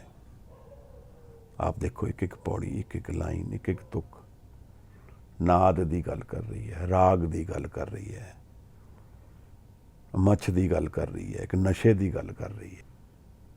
ਕੀ ਕਹੇਗਾ ਗੁਰੂ? ਉਸ ਆਨੰਦ ਨੂੰ ਕਿਸੇ ਨੂੰ ਕਹਿ ਨਹੀਂ ਸਕਦੇ, ਪਰ ਉਸ ਨੂੰ ਦੱਸਣ ਦੀ ਮਹਾਰਾਜ ਨੇ ਰਸਤੇ ਕੱਢਣੇ ਸ਼ੁਰੂ ਕੀਤੇ ਹਨ। ਸਾਹਿਬ ਤਾਂ ਸੱਚ ਦੇ ਸ਼ਬਦ ਦੇ ਪੁਜਾਰੀ ਜ਼ਿਆਦਾ ਦਿਖਦੇ ਹਨ, ਬਾਦਫਾ ਸੱਚ ਵਰਤ ਕੇ ਉੱਥੇ ਹੀ ਰੁਕ ਜਾਂਦੇ ਹਨ। ਸਭ ਕੁਝ ਸੱਤ ਵਿੱਚ ਜਾਣਿਆ ਉਹਨਾਂ ਨੇ, ਪਰ ਇੱਥੇ ਜੋ ਮਨ ਦੀ ਅਵਸਥਾ ਸਾਹਿਬ ਸਾਡੇ ਸਾਹਮਣੇ ਰੱਖ ਰਹੇ ਹਨ, ਆਪ ਦੇਖੋ ਇੱਥੇ ਕਿਤਨੇ ਨਿਰਾਲੇ ਦਰਸ਼ਨ ਹਨ। ਨਾਦ ਹੈ, ਅਨੇਕ ਹਨ, ਅਸੰਖ ਹਨ, ਫਿਰ ਰਾਗ ਹੈ, ਫਿਰ ਗਾਣਾ ਚੱਲ ਰਿਹਾ ਹੈ। ਸਾਰੀ ਸ੍ਰਿਸ਼ਟੀ ਹੀ ਗਾ ਰਹੀ ਹੈ, ਪੌਣ ਪਾਣੀ ਬੇਸੰਤਰ ਗਾ ਰਹੀ ਹੈ। ਧਰਮ ਦੇ ਰਾਜੇ ਜਿਹੜੇ ਧਰਮ ਨੂੰ ਜਾਣਦੇ ਹਨ, ਧਰਮ ਦੇ ਗਿਆਨੀ ਹਨ, ਧਰਮ ਨੂੰ ਜਿਨ੍ਹਾਂ ਨੇ ਕਮਾ ਲਿਆ, ਉਹ ਵੀ ਗਾ ਰਹੇ ਹਨ। ਚਿੱਤਰ ਗੁਪਤ ਜਿਹੜੇ ਇੱਥੇ ਸੇਵਾ ਕਰ ਰਹੇ ਹਨ ਸ੍ਰਿਸ਼ਟੀ ਦੀ, ਉਹ ਵੀ ਗਾ ਰਹੇ ਹਨ। ਈਸਰ ਔਰ ਬਰਮਾ ਦੇਵੀ, ਜੋ ਵੀ ਅਸੀਂ ਕਿਨਾਂ ਨੂੰ ਦੇਵਤੇ ਗਿਣਦੇ ਹਾਂ ਜਾਂ ਕਮਾਈ ਵਾਲੇ ਕੋਈ ਪੁਰਸ਼ ਨੇ, ਉਹ ਵੀ ਗਾ ਰਹੇ ਹਨ। ਸਭ ਸਾਰੀ ਪੌੜੀ ਹੀ ਇੱਕ ਸੈਲੀਬ੍ਰੇਸ਼ਨ ਚੱਲਦੀ ਹੈ। ਸਤ ਦੇ ਦਰਸ਼ਨ ਕਰਦੇ ਹੋਏ ਇੰਦ ਵੀ ਬੈਠੇ ਹਨ। ਜਿਹੜੇ ਸਤ ਨੂੰ ਜਾਣ ਗਏ ਉਹ ਵੀ ਗਾ ਰਹੇ ਹਨ, ਸਿੱਧ ਵੀ ਗਾ ਰਹੇ ਹਨ, ਸਮਾਧੀ 'ਚ ਬੈਠੇ ਸਿੱਧ ਵੀ ਗਾ ਰਹੇ ਹਨ। ਜਤੀ ਸਤੀ ਸੰਤੋਖ ਰੱਖਣ ਵਾਲੇ ਸਭ ਹੀ ਗਾ ਰਹੇ ਹਨ। ਇਸ ਗਾਣ ਤੋਂ ਕੀ ਭਾਵ ਹੈ? ਪੰਡਤ ਵੀ ਗਾ ਰਹੇ ਹਨ, ਵੇਦ ਵੀ ਗਾ ਰਹੇ ਹਨ। ਮੋਹਣੀਆਂ ਮਨਮੋਹਨ ਸੁਰਗਾ ਮਛ ਪਿਆਲੇ, ਮਨ ਨੂੰ ਮੋਹ ਦੇਣ ਵਾਲੀ ਜਿਹੜੀ ਸੋਹਣੀ ਬਿਊਟੀ ਹੈ, ਇਹ ਸਾਰੀ ਇਸ਼ਾਰਤਨ ਸਾਨੂੰ ਸਮਝਾਉਣ ਦੇ ਤਰੀਕੇ ਨੇ। ਆਨੰਦ ਦੀ ਗੱਲ ਨੂੰ ਡਿਫਾਈਨ ਕਿਵੇਂ ਕਰੇ ਕੋਈ? ਮਨ ਜਦੋਂ ਪਰਿਪੂਰਨ ਹੋ ਜਾਏ, ਸਾਰੀ ਜੀਵਨ ਦੀ ਅਧੂਰਤਾ ਖਤਮ ਹੋ ਕੇ ਇੱਕ ਆਨੰਦ ਦੇ ਰੂਪ ਵਿੱਚ ਪ੍ਰਗਟ ਹੋ ਜਾਏ, ਜਦੋਂ ਉਸ ਨੂੰ ਕੌਣ ਡਿਸਕ੍ਰਾਈਬ ਕਰ ਸਕਦਾ ਹੈ? ਇਹ ਸਾਰੇ ਮੇਰੇ ਦੁੱਖ, ਸਾਰੀ ਮੇਰੀ ਵਿਆਕੁਲਤਾ, ਪਰੇਸ਼ਾਨੀਆਂ ਆਨੰਦ ਦੇ ਰੂਪ ਵਿੱਚ ਪ੍ਰਗਟ ਹੋ ਜਾਣ, ਮੇਰੇ ਸਾਰੇ ਜੀਵਨ ਦਾ ਨਿਚੋੜ ਇੱਕ ਆਨੰਦ ਦੇ ਦਰਸ਼ਨ ਵਿੱਚ ਆ ਜਾਏ, ਤਾਂ ਕੀ ਬਣੇਗਾ ਮਨ ਦਾ? ਸਾਰੇ ਤੀਰਥ ਗਾ ਰਹੇ ਹਨ, ਸਭ ਮਹਾਰਾਜ ਕਹਿ ਰਹੇ ਹਨ ਜਿਵੇਂ ਸਾਰੀ ਸ੍ਰਿਸ਼ਟੀ ਹੀ ਗਾ ਰਹੀ ਹੋਏ। ਇਹ ਤਾਂ ਇੱਕ ਆਨੰਦ ਦੇ ਦਰਸ਼ਨ ਕਰਾ ਰਹੇ ਹਨ ਮਹਾਰਾਜ। ਹੁਣ ਦੁਆਰ ਖੁੱਲ੍ਹ ਗਏ ਹਨ। ਮੇਰੇ ਦੁਆਰ ਹਾਲੇ ਨਹੀਂ ਖੁੱਲ੍ਹੇ, ਪਰ ਸਾਹਿਬ ਨੇ ਸਾਨੂੰ ਇੱਕ ਇਹੋ ਜਿਹੀ ਹੁਣ ਗੱਲ ਸਾਡੇ ਪ੍ਰਗਟ ਕੀਤੀ ਹੈ, ਜਿਹਦੇ ਵਿੱਚ ਸਾਨੂੰ ਇਹ ਸਮਝ ਆਉਂਦਾ ਹੈ ਕਿ ਆਪਣੇ ਘਰ ਜਿਹੜਾ ਹੈ ਮੇਰਾ, ਉਹ ਮੇਰੇ ਮਨ ਦੇ ਅੰਦਰ ਹੈ। ਜਿਹੜਾ ਦਰਵਾਜ਼ਾ ਹੈ ਉਹ ਮੇਰੇ ਮਨ ਦੇ ਅੰਦਰ ਹੈ, ਔਰ ਇੱਥੇ ਮੇਰੀ ਸੰਭਾਲ ਹੈ। ਸਭ ਹੀ ਸੰਭਾਲੇ ਜਾ ਰਹੇ ਹਨ ਇੱਥੇ ਮੈਂ ਇੱਕ ਨਹੀਂ ਹਾਂ, ਮੈਂ ਨਹੀਂ ਰਹਿੰਦਾ ਇੱਥੇ ਨਿਰੰਕਾਰ ਦੇ ਦਰਸ਼ਨ ਹਨ। ਮੇਰੇ ਜੀਵਨ ਦੀ ਜੋ ਨਿਚੋੜ ਹੈ, ਉਹਦੇ ਵਿੱਚ ਮੈਨੂੰ ਕੀ ਸਮਝ ਆਉਂਦਾ ਹੈ ਜੀਵਨ ਬਾਰੇ? ਮਨ ਦੇ ਅੰਤਰ ਦੀ ਅਵਸਥਾ ਦੀ ਗੱਲ ਸਾਹਿਬ ਸਾਨੂੰ ਪ੍ਰਗਟ ਕਰ ਰਹੇ ਹਨ, ਜਿੱਥੇ ਸਦਾ ਵਿਗਾਸ ਹੈ, ਜਿੱਥੇ ਸਦਾ ਖੇੜਾ ਹੈ, ਜਿੱਥੇ ਸਦਾ ਨਾਦ ਚੱਲਦੇ ਹਨ। ਇੱਥੇ ਇਹ ਸਮਝਣਾ ਜ਼ਰੂਰੀ ਹੈ ਕਿ ਇਹ ਰਚਨਾ ਜਿਹੜੀ ਹੈ ਇਹ ਸਦਾ ਲਈ ਹੈ। ਇਹਦੇ ਵਿੱਚ ਕੋਈ ਸਮੇਂ ਦਾ ਭੇਦ ਨਹੀਂ ਹੈ, ਕੁਝ ਸਮੇਂ ਨਾਲ ਇਹ ਖਤਮ ਨਹੀਂ ਹੋ ਜਾਣੀ। ਇਹ ਫਿਰ ਨਾਲ ਸਾਹਿਬ ਸਾਨੂੰ ਇਹ ਵੀ ਦੱਸ ਰਹੇ ਹਨ ਕਿ ਉਹ ਜਿਹੜਾ ਅਵਸਥਾ ਹੈ ਵੀ ਹੋਸੀ ਜਾਏ ਨਾ ਜਾਸੀ। ਉਹ ਅਵਸਥਾ ਸਭ ਕੁਝ ਨਹੀਂ ਵੀ ਹੋਏਗਾ ਤਾਂ ਵੀ ਰਹੇਗੀ। ਜਿਵੇਂ ਜੋ ਤਿਸ ਭਾਵੇ ਸੋਈ ਕਰਸੀ, ਹੁਕਮ ਨਾ ਕਰਨਾ ਜਾਈ। ਫਿਰ ਸਭ ਕੁਝ ਉਹਦੇ ਹੁਕਮ ਦੇ ਆਧਾਰ ਤੋਂ ਚੱਲਦਾ ਹੈ। ਇਹ ਕਿਵੇਂ ਮਿਲੇਗਾ? ਨਾਨਕ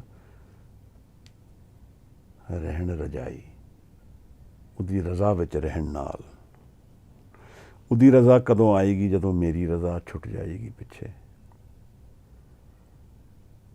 ਜਦੋਂ ਮੈਂ ਆਪਣੀ ਥਾਟਸ ਤੋਂ ਪਰੇ ਚਲੇ ਜਾਵਾਂਗਾ, ਉਹਦੀ ਰਜ਼ਾ ਦੇ ਦਰਸ਼ਨ ਕਰ ਲਵਾਂਗਾ।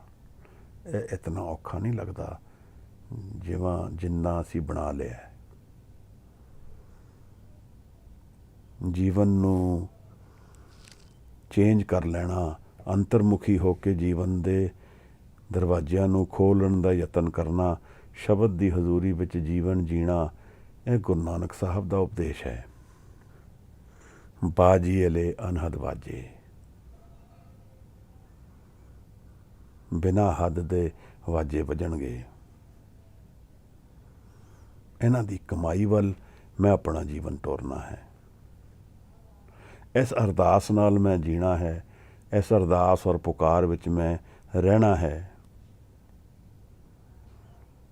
ਕਿ ਮੈਂ ਇਸ ਅੰਤਰ ਦੇ ਦਰਵਾਜ਼ੇ ਔਰ ਇਸ ਘਰ ਵੱਲ ਜਾ ਸਕਾਂ। ਉਸ ਘਰ ਵੱਲ ਜਿੱਥੇ ਹੋ ਕੇ ਮੈਨੂੰ ਕੁਝ ਕਰਨ ਦੀ ਲੋੜ ਨਹੀਂ ਹੈ, ਮੈਂ ਹਾਂ। ਇਸ ਨੂੰ ਅੰਗਰੇਜ਼ੀ ਵਿੱਚ ਬੀਇੰਗ ਕਹਿੰਦੇ ਹੈ, ਡੂਇੰਗ ਨਹੀਂ ਹੈ। ਔਰ ਕਰਨ ਦੀ ਸ਼ਕਤੀ ਸਾਰੀ ਇਸ ਬੀਇੰਗ ਤੋਂ ਆਉਂਦੀ ਹੈ। ਲਾਓ ਤzu ਇੱਕ ਬੜੀ ਪਿਆਰੀ ਗੱਲ ਕਹਿੰਦਾ ਚੱਕਰ ਤਾਂ ਹੈ, ਇੱਕ ਵੀਲ ਚੱਲਦਾ ਹੈ, ਪਰ ਉਹ ਚੱਲਦਾ ਕਿਸ ਆਧਾਰ 'ਤੇ ਹੈ? ਉਹ ਆਪਣੇ ਸੈਂਟਰ ਦੇ ਆਧਾਰ 'ਤੇ ਚੱਲਦਾ, ਜਿਹੜਾ ਥਿਰ ਹੈ। ਸੈਂਟਰ ਨਹੀਂ ਮੂਵ ਕਰ ਰਿਹਾ, ਸਾਰਾ ਚੱਕਰ ਮੂਵ ਕਰਦਾ ਹੈ। ਇਸੇ ਤਰ੍ਹਾਂ ਜਿਹੜਾ ਕੇਂਦਰ ਮੇਰੇ ਮਨ ਦਾ ਹੈ, ਉਸ 'ਚੋਂ ਊਰਜਾ ਆਉਂਦੀ ਹੈ, ਉਸ ਤੋਂ ਸਾਰਾ ਸੋਰਸ ਆਫ ਬੀਇੰਗ ਹੈ। ਜਿਹੜੀ ਸੁਖੋਪਤ ਦੀ ਅਵਸਥਾ ਮਨ ਦੀ ਕਹੀ ਹੈ, ਉਸ ਅਵਸਥਾ ਦਾ ਕੀ ਮਤਲਬ ਹੈ? ਵੈਸਟ ਵਿੱਚ ਇੱਕ ਰੈਂਡਮ ਆਈ ਮੂਵਮੈਂਟ ਦੀ ਗੱਲ ਕਰਦੇ ਹਨ। ਸੁਪਨੇ ਵਿੱਚ ਜਦੋਂ ਮੈਂ ਸੌਂਦਾ ਹਾਂ ਤਾਂ ਮੇਰਾ ਮਨ ਰੈਂਡਮ ਆਈ ਮੂਵਮੈਂਟ ਵਿੱਚ ਚੱਲਦਾ ਹੈ। ਮੈਂ ਸੁਪਨੇ ਵਿੱਚ ਹਾਂ, ਕੁਝ ਕਰ ਰਿਹਾ ਹਾਂ, ਥਾਟਸ ਚੱਲ ਰਹੀਆਂ ਹਨ। ਪਰ ਇੱਕ ਸਮਾਂ ਆਉਂਦਾ ਹੈ ਜਦੋਂ ਇਹ ਰੈਂਡਮ ਆਈ ਮੂਵਮੈਂਟ ਨਹੀਂ ਹੁੰਦੀ, ਭਾਵੇਂ ਉਹ ਕੁਝ ਘੜੀਆਂ ਲਈ ਹੋਏ, ਤਾਂ ਉਹ ਕਹਿੰਦੇ ਨੇ ਮਨ ਕਿੱਧਰ ਗਿਆ, ਕੋਈ ਥਾਟ ਨਹੀਂ ਹੈ। ਇਸ ਨੂੰ ਸੁਖੋਪਤ ਕਿਹਾ ਹੈ। ਇਸ ਤੋਂ ਅਸੀਂ ਐਨਰਜਾਈਜ਼ ਹੁੰਦੇ ਹਾਂ, ਆਪਣੀ ਥਾਟਲੈਸਨੈਸ ਤੋਂ ਐਨਰਜਾਈਜ਼ ਹੁੰਦੇ ਹਾਂ। ਤਾਂ ਜਦੋਂ ਅਸੀਂ ਅਧਿਆਤਮ ਦੇ ਇਹਨਾਂ ਸਿਖਰਾਂ ਦੀ ਗੱਲ ਕਰਦੇ ਹਾਂ, ਜਿਹੜੇ ਸਾਹਿਬ ਸਾਨੂੰ ਆਪਣੇ ਘਰ ਦੀ ਗੱਲ ਕਰ ਰਹੇ ਹਨ, ਤਾਂ ਉੱਥੇ ਸੁਪਰਮੈਨ ਬਣਦੇ ਹਨ, ਉੱਥੇ ਘੜੇ ਜਾਂਦੇ ਹਨ ਐਨਰਜੀ ਦੇ ਸੋਮੇ, ਕਿਉਂਕਿ ਉਹਨਾਂ ਕੋਲ ਇੱਕ ਇਹੋ ਜਿਹਾ ਸੋਰਸ ਅਵੇਲੇਬਲ ਹੈ ਸ਼ਕਤੀ ਦਾ, ਜਿਹਦੇ ਨਾਲ ਜੁੜ ਕੇ ਉਹ ਆਪਣੇ ਮਨ ਦੀ ਸ਼ਕਤੀ ਹਾਜ਼ਰ ਕਰਦੇ ਰਹਿੰਦੇ ਹਨ। ਉਹੋ ਜਿਹੇ ਲੋਕ ਧੰਨ ਹਨ। ਇਸ ਤਰ੍ਹਾਂ ਖਾਲਸਾ ਪੰਥ ਦੇ ਆਧਾਰ 'ਤੇ ਇਸੇ ਤਰ੍ਹਾਂ ਇਹ ਲੋਕ ਬਣੇ ਹਨ, ਜਿਨ੍ਹਾਂ ਨੇ ਇਸ ਦਰਵਾਜ਼ੇ ਨੂੰ ਖੋਲ੍ਹ ਕੇ ਆਪਣੇ ਘਰ ਦੇ ਵਿੱਚ ਜੀਵਨ ਮਨ ਨੂੰ ਜਾਣ ਲਿਆ, ਆਨੰਦ ਨੂੰ ਜਾਣ ਲਿਆ, ਫਿਰ ਉਸ ਸ਼ਕਤੀ ਤੋਂ ਜੀਵਨ ਪ੍ਰਗਟ ਕੀਤਾ। ਐਵੇਂ ਕੋਈ ਬੰਦ ਕੌਣ ਕਟਾ ਲੇਗਾ?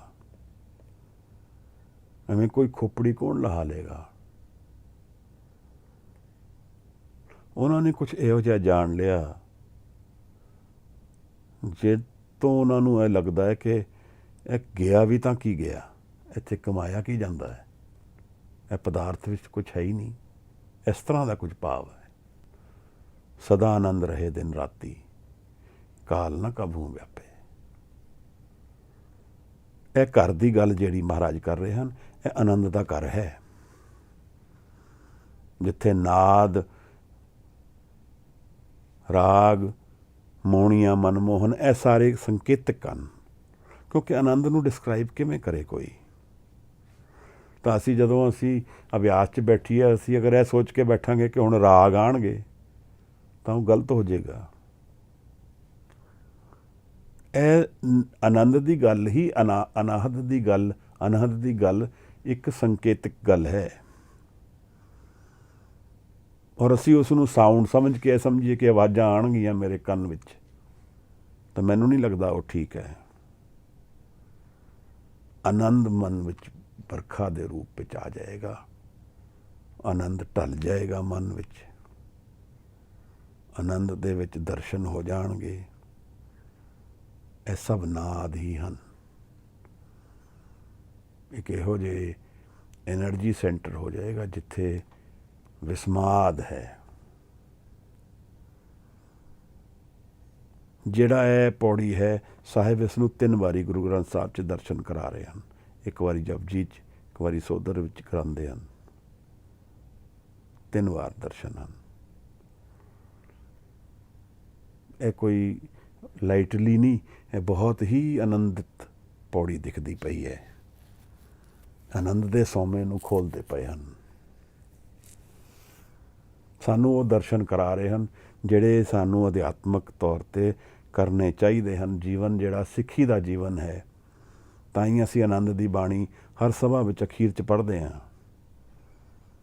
ਕਿਉਂਕਿ ਜਿਸ ਸਿੱਖ ਨੇ ਕਮਾ ਲਿਆ, ਉਹਨੇ ਆਨੰਦ ਨੂੰ ਜਾਣ ਲਿਆ, ਉਹਨੇ ਆਪਣਾ ਘਰ ਜਾਣ ਲਿਆ, ਆਪਣੇ ਉਹ ਦਰਵਾਜ਼ਾ ਖੋਲ੍ਹ ਲਿਆ। ਦਸਮ द्वार कुंची जब दीजे तब दयाल को दर्शन कीजिए।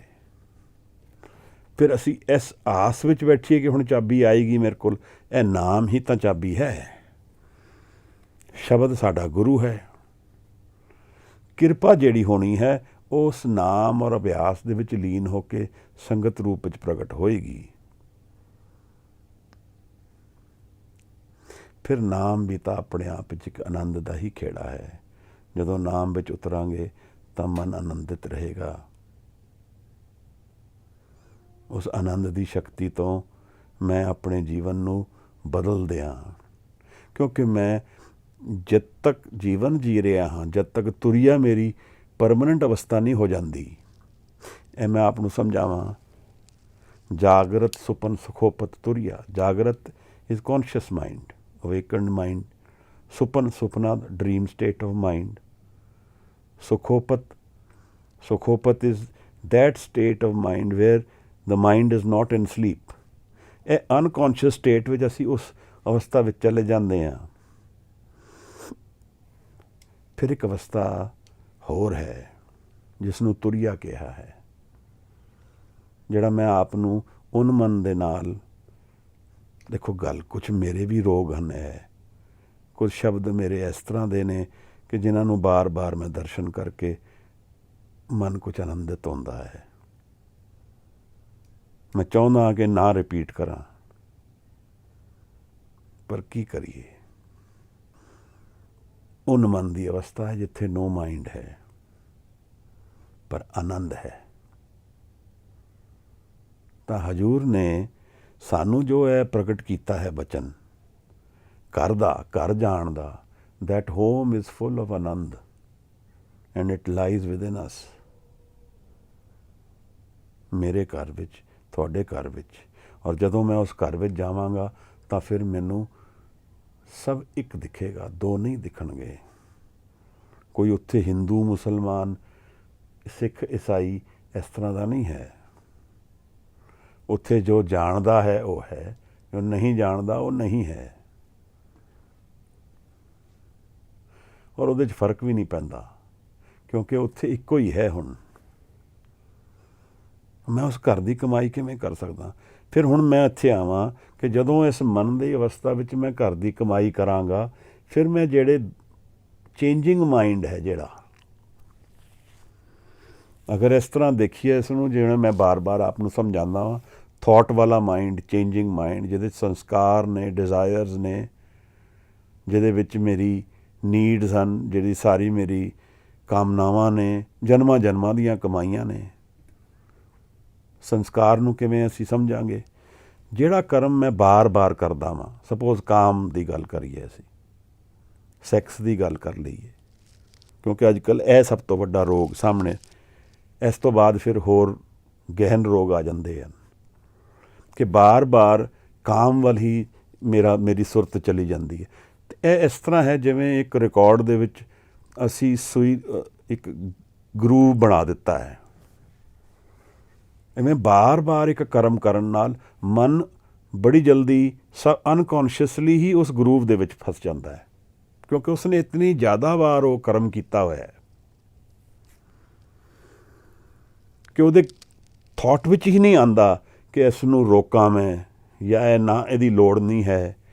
ਉਹ ਅਨਕੌਨਸ਼ੀਅਸਲੀ ਉਹਦੇ ਵਿੱਚ ਮਨ ਡਿੱਗ ਜਾਂਦਾ ਹੈ, ਕਿਉਂਕਿ ਉਹ ਸੰਸਕਾਰ ਹੈ। ਉਹ ਸਬ ਕੌਨਸ਼ੀਅਸ ਵਿੱਚ ਇਤਨੀ ਗਹਿਨ ਰੂਪ ਦੇ ਵਿੱਚ ਆਪਣਾ ਘਰ ਕਰ ਚੁੱਕਿਆ ਹੈ ਕਿ ਉਹ ਬਾਰ-ਬਾਰ ਮਨ ਨੂੰ ਇੰਪੈਕਟ ਕਰਦਾ ਹੈ ਬਿਨਾਂ ਮੇਰੇ ਜਾਣੇ। ਇਹ ਸੰਸਕਾਰ ਹੋ ਗਿਆ। ਪਰ ਇੱਥੇ ਹੋਪਲੈਸਨੈਸ ਨਹੀਂ ਹੈ। ਸਾਰਾ ਕੁਛ ਇਹ ਸਭ ਰੋਗਾਂ ਦਾ ਹੱਲ ਹੈ। ਇਸ ਤਰ੍ਹਾਂ ਹੋਰ ਸੰਸਕਾਰ ਨੇ। ਹੰਕਾਰ ਇੱਕ ਸੰਸਕਾਰ ਬਣ ਜਾਂਦਾ। ਬਾਰ-ਬਾਰ ਮੈਨੂੰ ਥੋੜ੍ਹੀ ਵੀ ਪਾਵਰ ਆਉਂਦੀ ਹੈ ਤਾਂ ਉਹ ਕਹਿੰਦੇ ਪਾਵਰ ਕਰਪਟਸ। ਇਹਦਾ ਕੀ ਮਤਲਬ ਪਾਵਰ ਕਰਪਟਸ? ਇਤਨੇ ਜਨਮਾਂ ਤੋਂ ਮੈਂ ਉਡੀਕ ਰੱਖ ਰਿਹਾ ਕਿ ਮੈਂ ਕੁਛ ਹਾਂ, ਆਈ ਐਮ, ਔਰ ਉਸ ਆਈ ਐਮ ਦਾ ਮੈਨੂੰ ਕਈ ਜਨਮਾਂ ਤੋਂ ਜਵਾਬ ਨਹੀਂ ਮਿਲਦਾ ਤਾਂ ਮੈਂ ਨਿਰਾਸ਼ ਰਹਿੰਦਾ। ਪਰ ਸਡਨਲੀ ਮੈਨੂੰ ਪਾਵਰ ਮਿਲ ਜਾਂਦੀ ਹੈ, ਮੈਂ ਮਿਨਿਸਟਰ ਬਣ ਜਾਂਦਾ, ਮੈਂ ਕੋਈ ਹੋਰ ਪਾਵਰ ਆ ਜਾਂਦੀ ਹੈ ਤਾਂ ਮੈਂ ਆਈ ਐਮ, ਹੁਣ ਮੇਰਾ ਜਿਤਨੇ ਜਨਮਾਂ ਦੇ ਸੰਕਲਪ ਮੇਰੇ ਨੇ ਕਿ ਮੈਂ ਹਾਂ, ਉਹਦਾ ਜਵਾਬ ਮੈਨੂੰ ਮਿਲਣਾ ਸ਼ੁਰੂ ਹੋ ਜਾਂਦਾ ਹੈ। ਮੈਨੂੰ ਲੱਗਦਾ ਹੈ ਸੱਤ ਹੈ, ਮੈਂ ਤੇ ਹਾਂ, ਮੈਂ ਹੀ ਹਾਂ। ਫਿਰ ਇਹਦੇ ਮੇਰੇ ਪੈਰਾਂ ਥੱਲੇ ਧਰਤੀ ਨਹੀਂ ਰਹਿੰਦੀ। ਹੁਣ ਮੈਂ ਹਾਂ। ਹੁਣ ਰੁੜ ਗਿਆ ਸਾਰਾ ਜੀਵਨ ਇਸ ਚੱਕਰ 'ਚ। ਹੁਣ ਇਸ ਹੰਕਾਰ ਦੇ ਨਾਲ ਕ੍ਰੋਧ ਆਏਗਾ, ਕਿਉਂਕਿ ਇਹ ਕੰਟਰੋਲ ਕਰਨਾ ਚਾਹੁੰਦਾ ਹੈ। ਹੰਕਾਰ ਕੰਟਰੋਲ ਚਾਹੁੰਦਾ ਹੈ, ਬਿਨਾਂ ਉਹਦੇ ਹੰਕਾਰ ਕੰਟਰੋਲ ਦੇ ਹੰਕਾਰ ਨਹੀਂ ਹੈ। ਇਸ ਕਰਕੇ ਕੰਟਰੋਲ ਨਹੀਂ ਹੋ ਪਾਏਗਾ। ਅਸੀਂ ਤਾਂ ਦੇਖ ਹੀ ਰਹੇ ਹਾਂ ਕਿ ਵਜ਼ੀਰ ਆਜ਼ਮ ਤੋਂ ਨਹੀਂ ਕੰਟਰੋਲ ਹੋ ਪਾਉਂਦਾ, ਤਾਂ ਕੁਝ ਕੰਟਰੋਲ ਵਿੱਚ ਕੀ ਹੈ ਕਿਸ ਦੇ? ਤਾਂ ਫਿਰ ਉਹ ਕ੍ਰੋਧ ਵਿੱਚ ਆਏਗਾ। ਇੱਕ ਸਮਾਂ ਆਏਗਾ ਜਦੋਂ ਇਹ ਜਿਹੜੀ ਪਾਵਰ ਹੈ ਇਹ ਜਾਏਗੀ, ਹੁਣ ਫਿਰ ਕ੍ਰੋਧ ਆਏਗਾ। ਇਹ ਕ੍ਰੋਧ ਹੁਣ ਮੇਰਾ ਡੋਰ ਦਾ, ਇਹ ਮੇਰੀ ਐਨਰਜੀ ਨੂੰ ਖਰਾਬ ਕਰੇਗਾ। ਤਾਂ ਕਾਮ ਕ੍ਰੋਧ ਕਾਇਆ ਦੋਏ ਗਾਲੇ, ਦੋ ਚੀਜ਼ਾਂ ਕਾਇਆ ਨੂੰ, ਇਹ ਸਰੀਰ ਨੂੰ ਗਾਲਦੀਆਂ ਨੇ। ਐਕਸੈਸ ਆਫ ਕਾਮ ਐਂਡ ਕ੍ਰੋਧ, ਇਹ ਜਿਹੜੀ ਚੀਜ਼ਾਂ ਨੇ ਇਹ ਮੇਰੇ ਅੰਤਰ ਵਿੱਚ ਮੈਨੂੰ ਕਾਬਜ਼ ਕਰਕੇ ਰੱਖਦੀਆਂ ਹਨ, ਮੈਨੂੰ ਆਪਣੇ ਇਕਾਗਰ ਮਨ ਵਿੱਚ ਜਾਣ ਨਹੀਂ ਦਿੰਦੀਆਂ। ਤਾਂ ਮਹਾਰਾਜ ਇਹੀ ਕਹਿ ਰਹੇ ਹਨ ਕਿ ਇਹ ਦਰਵਾਜ਼ੇ ਨੇ, these are the doors where I am stuck। ਇਸ ਤਰ੍ਹਾਂ ਦੇਖ ਲੈਣਾ ਇਹਨੂੰ ਸੌਖਾ ਰਹੇਗਾ। Solutions of the mind don't belong in the mind where I exist, they belong in the mind where I don't exist। ਜਿੱਥੇ ਮੈਂ ਨਹੀਂ ਹਾਂ ਉੱਥੇ ਸਾਰੇ ਸੋਲਿਊਸ਼ਨਸ ਹਨ। ਔਰ ਇਸ ਮਨ ਵਿੱਚ, ਜਿਸ ਮਨ ਵਿੱਚ ਅਸੀਂ ਵਿਚਰਦੇ ਹਾਂ, ਜਿਹੜਾ ਥਾਟ ਵਾਲਾ ਮਾਈਂਡ ਹੈ, ਚੇਂਜਿੰਗ ਮਾਈਂਡ ਹੈ, ਸਦਾ ਉਲਝਣ ਵਿੱਚ ਰਹਿੰਦਾ ਹੈ, ਇਹ ਮਨ ਜਿਹੜਾ ਹੈ, ਅਗਰ ਤੁਸੀਂ ਇੱਕ ਪ੍ਰੋਬਲਮ ਸੋਲਵ ਕਰ ਦਿਓਗੇ, ਚਾਰ ਹੋਰ ਖੜੀ ਕਰ ਦੇਗਾ। ਤਾਂ ਕਈ ਵਾਰ ਅਸੀਂ ਦੇਖਦੇ ਹਾਂ, ਲੋਕ ਕਹਿੰਦੇ ਅਸੀਂ ਮਿਲਣ ਆਏ ਸੀ ਕੁਝ ਗੱਲ ਕਰਨ, ਪਰ ਮੇਰੇ ਤਾਂ ਪ੍ਰਸ਼ਨ ਹੀ ਨਹੀਂ ਰਹੇ। ਇਹ ਦੇਖੋ ਨਾ, ਸੋਲਿਊਸ਼ਨ ਮਿਲ ਗਏ। ਮਨ ਨਾਮ ਵਿੱਚ ਚਲਾ ਗਿਆ, ਹੁਣ ਕੋਈ ਪਰੇਸ਼ਾਨੀ ਨਹੀਂ ਰਹੀ। ਤਾਂ ਸੋਲਿਊਸ਼ਨ ਕੀ ਲੱਭਾਂਗੇ? ਕਈ ਵਾਰ ਲੋਕ ਆਉਂਦੇ ਹੈ, ਉਹ ਇਹ ਸੋਚਦੇ ਨੇ ਮੇਰੇ ਕੋਲ ਕਈ ਪ੍ਰਸ਼ਨ ਸਨ, ਪਰ ਆਇਆ ਹਾਂ ਇੱਥੇ ਤਾਂ ਹੁਣ ਹੈ ਨਹੀਂ ਕੋਈ। ਮਨ ਬਦਲ ਗਿਆ। ਮਨ ਹੁਣ ਉਸ ਅਵਸਥਾ ਵਿੱਚ ਚਲਾ ਗਿਆ ਜਿੱਥੇ ਕੋਈ ਥਾਟ ਹੀ ਨਹੀਂ ਹੈ, ਤਾਂ ਪ੍ਰਸ਼ਨ ਕੀ ਰਹਿਣੇ ਹਨ? ਪ੍ਰੋਬਲਮਸ ਹੀ ਖਤਮ ਹੋ ਗਈਆਂ ਹਨ। ਮਨ ਤ੍ਰਿਪਤ ਹੋ ਗਿਆ, ਫੁਲਫਿਲਡ ਹੋ ਗਿਆ। ਜਦ ਤੱਕ ਇਸ ਮਨ ਵਿੱਚ ਰਹੇਗਾ ਅਧੂਰਾ ਰਹੇਗਾ, ਪਰੇਸ਼ਾਨ ਰਹੇਗਾ, ਵਿਆਕੁਲ ਰਹੇਗਾ। ਜਦ ਉਸ ਮਨ ਵਿੱਚ ਚਲਾ ਜਾਏਗਾ ਤਾਂ ਪੂਰਾ ਰਹੇਗਾ, ਤ੍ਰਿਪਤ ਰਹੇਗਾ, ਕੰਪਲੀਟ ਰਹੇਗਾ। ਉਹ ਮੇਰਾ ਘਰ ਹੈ, ਜਿੱਥੇ ਮੈਨੂੰ ਲੀਸਟ ਐਨਰਜੀ ਲੱਗਦੀ ਹੈ ਟੂ ਸਰਵਾਈਵ, ਜਿੱਥੇ ਮੈਂ ਰਿਲੈਕਸਡ ਹਾਂ, ਜਿੱਥੇ ਆਨੰਦ ਮੇਰੇ ਦਰਸ਼ਨ ਵਿੱਚ ਹਨ, ਜਿੱਥੇ ਮੇਰੀ ਸਾਰੀ ਪਰੇਸ਼ਾਨੀਆਂ ਖਤਮ ਹੋ ਗਈਆਂ ਹਨ। ਜਿਵੇਂ ਮੈਂ ਦੁਨੀਆ ਦੇ ਵਿੱਚ ਰਹਿੰਦਾ ਹਾਂ ਤਾਂ ਉਸ ਮਨ ਵਿੱਚ ਰਹਿੰਦਾ ਹਾਂ, ਘਰ ਵਿੱਚ ਆ ਜਾਂਦਾ ਹਾਂ ਤਾਂ ਦੂਸਰੇ ਮਨ ਵਿੱਚ ਚਲਾ ਜਾਂਦਾ ਹਾਂ। ਹੁਣ ਮੈਂ ਸਿਕਿਉਰ ਹਾਂ, ਕੰਫਰਟੇਬਲ ਹਾਂ, ਰਿਲੈਕਸਡ ਹਾਂ, ਨਾਮ ਵਿੱਚ ਹਾਂ। ਇਹ ਮੇਰਾ ਘਰ ਹੈ। ਸੋ ਦਰ ਕਿਹਾ, ਸੋ ਘਰ ਕਿਹਾ, ਜਿਤ ਬੈ ਸਰਬ ਸੰਭਾਲੇ। ਉਹ ਘਰ ਮੇਰੇ ਅੰਦਰ ਹੈ, ਉਹ ਦਰਵਾਜ਼ਾ ਮੇਰੇ ਅੰਦਰ ਹੈ। ਮੇਰੇ ਅੰਤਰ ਜਾਣ ਨਾਲ ਇਹ ਸਾਰੀ ਖੇਡ ਖੁੱਲ੍ਹਦੀ ਹੈ। ਫਿਰ ਸਾਹਿਬ ਕਹਿੰਦੇ ਨੇ ਉਸ ਘਰ ਵਿੱਚ ਕੀ ਹੋ ਰਿਹਾ ਹੈ, ਉਹ ਸੈਲੀਬ੍ਰੇਸ਼ਨ ਅੱਗੇ ਪੂਰੀ ਦੱਸਦੇ ਹਨ। ਫਿਰ ਵਾਜੇ ਨਾਦ ਅਨੇਕ ਅਸੰਖਾ, ਕੇਤੇ ਵਾਵਣ ਹਾਰੇ। ਰਾਗ ਹਨ, ਗਾਣ ਵਾਲੇ ਹਨ, ਇੱਕ ਸੈਲੀਬ੍ਰੇਸ਼ਨ ਦੀ ਗੱਲ ਚੱਲਦੀ ਹੈ। ਇਹ ਸਾਰੀ ਸ੍ਰਿਸ਼ਟੀ ਇਸ ਭਾਵ ਨਾਲ ਦੇਖੀਏ ਤਾਂ ਇੱਕ ਸੈਲੀਬ੍ਰੇਸ਼ਨ ਹੈ। ਪਰ ਮੇਰੇ ਮਨ ਵਿੱਚ ਆਨੰਦ ਨਹੀਂ ਖੁੱਲ੍ਹਿਆ ਤਾਂ ਮੈਨੂੰ ਸੈਲੀਬ੍ਰੇਸ਼ਨ ਨਹੀਂ ਦਿਖਦੀ ਹੈ। ਜਦੋਂ ਮੇਰੇ ਮਨ ਵਿੱਚ ਆਨੰਦ ਖੁੱਲ੍ਹ ਜਾਏਗਾ, ਸੈਲੀਬ੍ਰੇਸ਼ਨ ਦਿਖੇਗੀ। ਫਿਰ ਮੈਂ ਚਾਹਾਂਗਾ ਤਾਂ ਇਸ ਮਨ ਵਿੱਚ ਰਹਿ ਕੇ ਜੀਵਨ ਜੀਵਾਂਗਾ, ਉਸ ਮਨ ਵਿੱਚ ਜਾ ਕੇ ਆਨੰਦ ਵਿੱਚ ਰਵਾਂਗਾ। ਇੱਕ ਫਲੈਕਸੀਬਿਲਿਟੀ ਹੋ ਗਈ ਹੁਣ, ਨਾਲੇ ਕਾਲ ਖਤਮ ਹੋ ਗਿਆ। ਕਿਉਂਕਿ ਇਹਦੇ ਨਾਲ ਡੈਥ ਦਾ ਬੜਾ ਰਿਲੇਸ਼ਨ ਹੈ। ਕਾਰਨ ਕੀ ਹੈ ਕਿ ਇਹ ਜਿਹੜਾ ਚੇਂਜਿੰਗ ਮਾਈਂਡ ਹੈ, ਅਗਰ ਮੈਂ ਸਿਰਫ ਐਸੇ ਮਨ ਨੂੰ ਜਾਣਦਾ ਹਾਂ ਤਾਂ ਇਹ ਮਨ ਤਾਂ ਮੇਰੇ ਨਾਲ ਜਾਏਗਾ, ਇਹ ਪਰੇਸ਼ਾਨੀਆਂ ਮੇਰੇ ਨਾਲ ਜਾਣਗੀਆਂ। But I don't know any stable ground. ਇਹ ਸਾਰਾ ਅਨਸਟੇਬਲ ਮਾਈਂਡ ਹੈ। ਪਰ ਅਗਰ ਮੈਂ ਉਸ ਮਨ ਦੀ ਅਵਸਥਾ ਨੂੰ ਜਾਣਦਾ ਹਾਂ ਜਿੱਥੇ ਆਨੰਦ ਹੈ ਬਰਖਾ ਵਿੱਚ, ਉੱਥੇ ਸਟੇਬਿਲਿਟੀ ਹੈ, ਫਿਰ ਮੈਂ ਕਾਲ ਤੋਂ ਪਰੇ ਹੋ ਜਾਂਦਾ ਹਾਂ।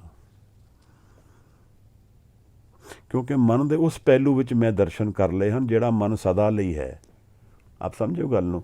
ਮੈਂ ਉਸ ਮਨ ਨੂੰ ਜਾਣਦਾ ਹੀ ਨਹੀਂ ਜਿਹੜਾ ਸਦਾ ਲਈ ਨਹੀਂ ਹੈ। ਉਸ ਨੂੰ ਮੈਂ ਜਾਣਦਾ ਜਿਹੜਾ ਸਦਾ ਚੇਂਜਿੰਗ ਹੈ। ਉਸ ਮਨ ਵਿੱਚ ਮੇਰੇ ਹਾਜ਼ਰੀ ਹੈ। ਮੈਂ ਆਈਡੈਂਟੀਫਾਈ ਕਰਦਾ ਉਹਦੇ ਨਾਲ। ਮੈਂ ਆਪਣੀ ਈਗੋ ਨੂੰ ਉਹਦੇ 'ਚ ਅਟੈਚ ਕਰੀ ਬੈਠਾ ਹਾਂ। ਮੈਂ ਕਹਿੰਦਾ ਹਾਂ ਕਿ ਮੈਂ ਇਹੀ ਹਾਂ। ਇੱਕ ਸਟਰਗਲ ਮੇਰੇ ਜੀਵਨ ਦੀ ਚੱਲਦੀ ਹੈ। ਪੂਰੇ ਦੁੱਖ ਦੇ ਵਿੱਚ ਵੀ ਮੈਂ ਕਹਿੰਦਾ ਮੈਂ ਇਹੀ ਦੁੱਖ ਹਾਂ, ਮੈਂ ਇਹੀ ਕ੍ਰੋਧ ਹਾਂ, ਮੈਂ ਹੀ ਹਾਂ। ਪਰ ਇਸ ਮੈਂ ਤੋਂ ਪਰੇ ਇੱਕ ਹੋਰ ਮਨ ਹੈ ਜਿੱਥੇ ਸਦਾ ਲਈ ਵਿਗਾਸ ਹੈ ਔਰ ਕਾਲ ਨਹੀਂ ਹੈ। ਉਹ ਘਰ ਹੈ ਮੇਰਾ। ਉੱਥੇ ਸਭ ਸੰਭਾਲੇ ਜਾਂਦੇ ਹਨ। ਇੱਥੇ ਕਿਸੇ ਦੀ ਸੰਭਾਲ ਨਹੀਂ ਹੈ। ਇੱਥੇ ਸਭ ਪਰੇਸ਼ਾਨ ਹੀ ਹਨ, ਚਾਹੇ ਉਹ ਐਡਮਿਟ ਕਰਨ ਜਾਂ ਨਾ ਕਰਨ, ਅੱਜ ਕਰਨ, ਬਾਅਦ ਵਿੱਚ ਕਰਨ, ਜੀਵਨ ਦੇ ਅੰਤ ਵਿੱਚ ਕਰਨ। ਉਹ ਬੜਾ ਫੇਮਸ ਐਪਲ ਦਾ ਚੀਫ ਐਗਜ਼ੈਕਟਿਵ ਹੈ ਸਟੀਵ ਜੌਬਸ। ਉਹਦੀ ਅਖੀਰਲੀ ਪੰਤੀ ਪੇਜ ਪੜ੍ਹੋ ਉਹਦੇ ਜੀਵਨ ਦਾ। ਉਹ ਤਾਂ ਇੱਕ ਟ੍ਰੈਜਡੀ ਦੱਸਦਾ ਹੈ ਜੀਵਨ ਨੂੰ। ਅਸੀਂ ਸਾਰੇ ਸਟੀਵ ਜੌਬਸ ਦੀ ਵਾਹ ਵਿੱਚ ਜੀਵਨ ਕੱਢ ਦਿੰਦੇ ਹਾਂ ਕਿ ਇਹੋ ਜਿਹਾ ਹੋਣਾ ਚਾਹੀਦਾ, ਅਸੀਂ ਵੀ ਹੋ ਜਾਈਏ। ਪਰ ਉਹਦੇ ਮਨ ਦਾ ਐਕਸਪੀਰੀਅੰਸ ਤਾਂ ਦੇਖੀਏ ਕੀ ਹੈ। ਦਰਅਸਲ ਅਸੀਂ ਮਨ ਦੀ ਅਵਸਥਾ ਨਹੀਂ ਜਾਣ ਪਾਉਂਦੇ ਕਿਸੇ ਦੀ। ਅਸੀਂ ਉਸਦੇ ਬਾਹਰ ਦੇ ਚਮਕ ਦਮਕ ਨੂੰ ਦੇਖ ਲੈਂਦੇ ਹਾਂ ਔਰ ਉਹ ਸੋਹਣੀ ਦਿਖਦੀ ਹੈ। ਇਹ ਪ੍ਰੈਜੈਂਟੇਸ਼ਨ ਇਸ ਦੁਨੀਆ ਦੀ ਬੜੀ ਅੱਛੀ ਹੋ ਗਈ ਹੈ। ਉਸ ਪ੍ਰੈਜੈਂਟੇਸ਼ਨ ਵਿੱਚ ਮੇਰਾ ਜੀਵਨ ਬਹਿ ਜਾਂਦਾ ਪੂਰਾ। ਉਹ ਸਟੀਵ ਜੌਬਸ ਜਿਹੜੀ ਆਪਣੀ ਪੇਜ ਲਿਖਦਾ, ਉਸ ਨੂੰ ਪੜ੍ਹ ਕੇ ਰੌਂਗਟੇ ਖੜੇ ਹੋ ਜਾਂਦੇ ਕਿ ਇਹ ਇਸ ਦੀ ਅਵਸਥਾ ਮਨ ਦੀ ਇਹ ਹੈ। ਮਨ ਦੀ ਅਵਸਥਾ ਦੇ ਉੱਤੇ ਸਭ ਡਿਪੈਂਡ ਕਰਦਾ ਹੈ। ਮਨ ਦੇ ਵਿੱਚ ਮੇਰੇ ਖੇੜਾ ਹੈ ਤਾਂ ਜੀਵਨ ਵਿਕਾਸ ਹੈ, ਆਨੰਦ ਹੈ, ਖੁਸ਼ੀ ਹੈ। ਔਰ ਮਨ ਦੇ ਵਿੱਚ ਪਰੇਸ਼ਾਨੀਆਂ ਹਨ। ਦਰਅਸਲ ਮਨ ਦੀ ਜਿਹੜੀ ਦੂਸਰੀ ਅਵਸਥਾ ਹੈ, ਉਹਦੀ ਇੱਕ ਹੋਰ ਵੀ ਮੁਸੀਬਤ ਹੈ ਕਿ ਉੱਥੇ ਅਗਰ ਸੁੱਖ ਲੱਭਣ ਜਾਓਗੇ ਤਾਂ ਦੁੱਖ ਲੈ ਕੇ ਆਓਗੇ। ਇਸ ਭਾਵ ਨਾਲ ਅਗਰ ਤੁਹਾਨੂੰ ਦੁੱਖ ਤੋਂ ਡਰ ਲੱਗਦਾ ਤਾਂ ਸੁੱਖ ਨਾ ਮੰਗੋ ਫਿਰ, ਕਿਉਂਕਿ ਸੁੱਖ ਦੇ ਮੰਗਣ ਵਿੱਚ ਹੀ ਦੁੱਖ ਆ ਰਿਹਾ ਹੈ। ਉਹ ਡੁਐਲਿਟੀ ਦੇ ਦਰਸ਼ਨ ਹਨ ਉੱਥੇ। ਇਕਾਗਰਤਾ, ਐਬਸੋਲੂਟ ਤਾਂ ਕੁਝ ਹੈ ਹੀ ਨਹੀਂ। ਸਭ ਕੁਝ ਨਾਲ ਨਾਲ ਚੱਲਦਾ ਹੈ। ਤਾਂ ਮੈਂ ਅਗਰ ਚੰਗਾ ਹੋਣਾ ਚਾਹਾਂਗਾ ਤਾਂ ਮਾੜਾ ਨਾਲ ਆ ਜਾਏਗਾ। ਤਾਂ ਚੰਗਾ ਹੋਣ ਦੀ ਲੋੜ ਵਿੱਚ ਮਾੜਾ ਬਣ ਜਾਵਾਂਗਾ।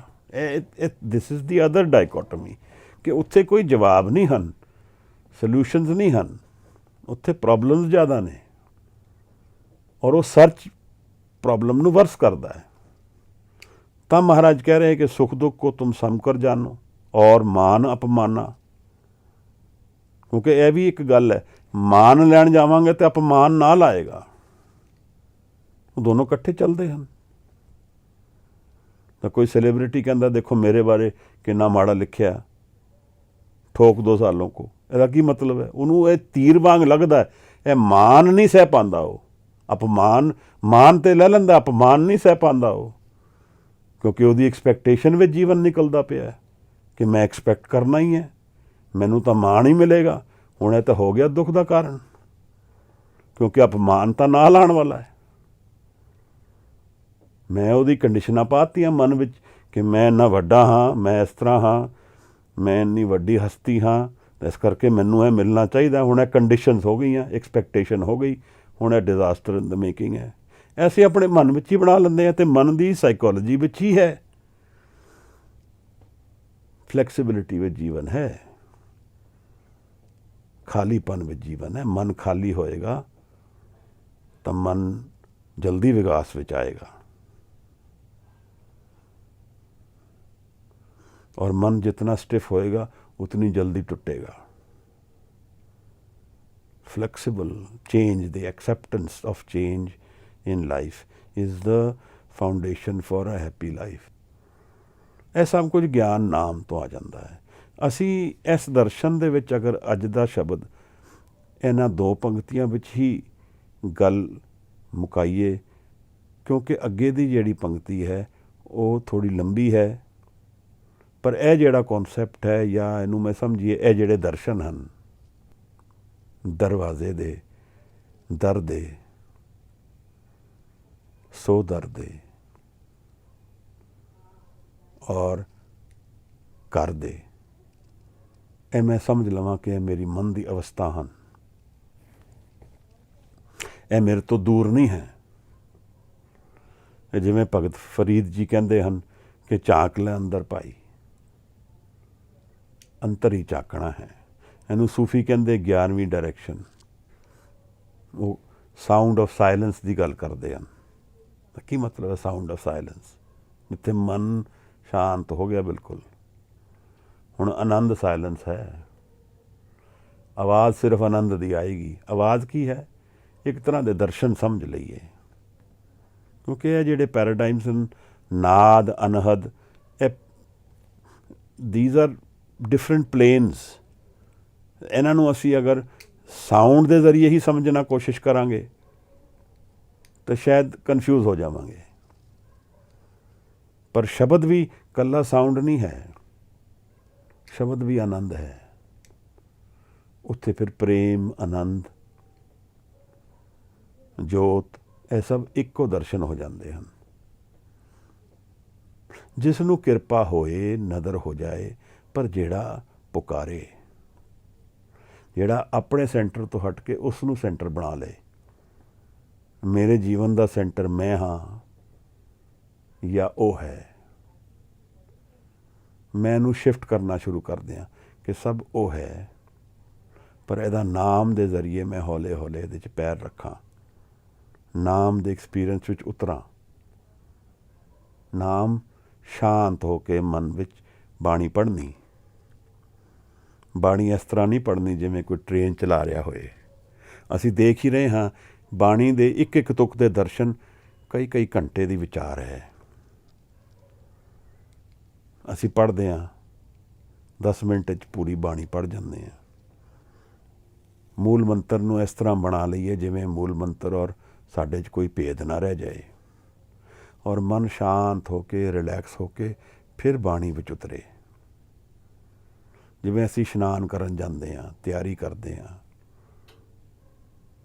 ਇਸ ਤਰ੍ਹਾਂ ਮਨ ਨੂੰ ਤਿਆਰ ਕਰਕੇ ਫਿਰ ਬਾਣੀ ਵਿੱਚ ਉਤਾਰੀਏ। ਮਨ ਦੇ ਜਿਹੜੇ ਬਾਹਰਲੇ ਡਿਸਟਰਬੈਂਸਿਸ ਹਨ ਉਹਨਾਂ ਨੂੰ ਥੋੜ੍ਹਾ ਜਿਹਾ ਠਹਿਰਨ ਦਈਏ, ਸ਼ਾਂਤ ਹੋਣ ਦਈਏ।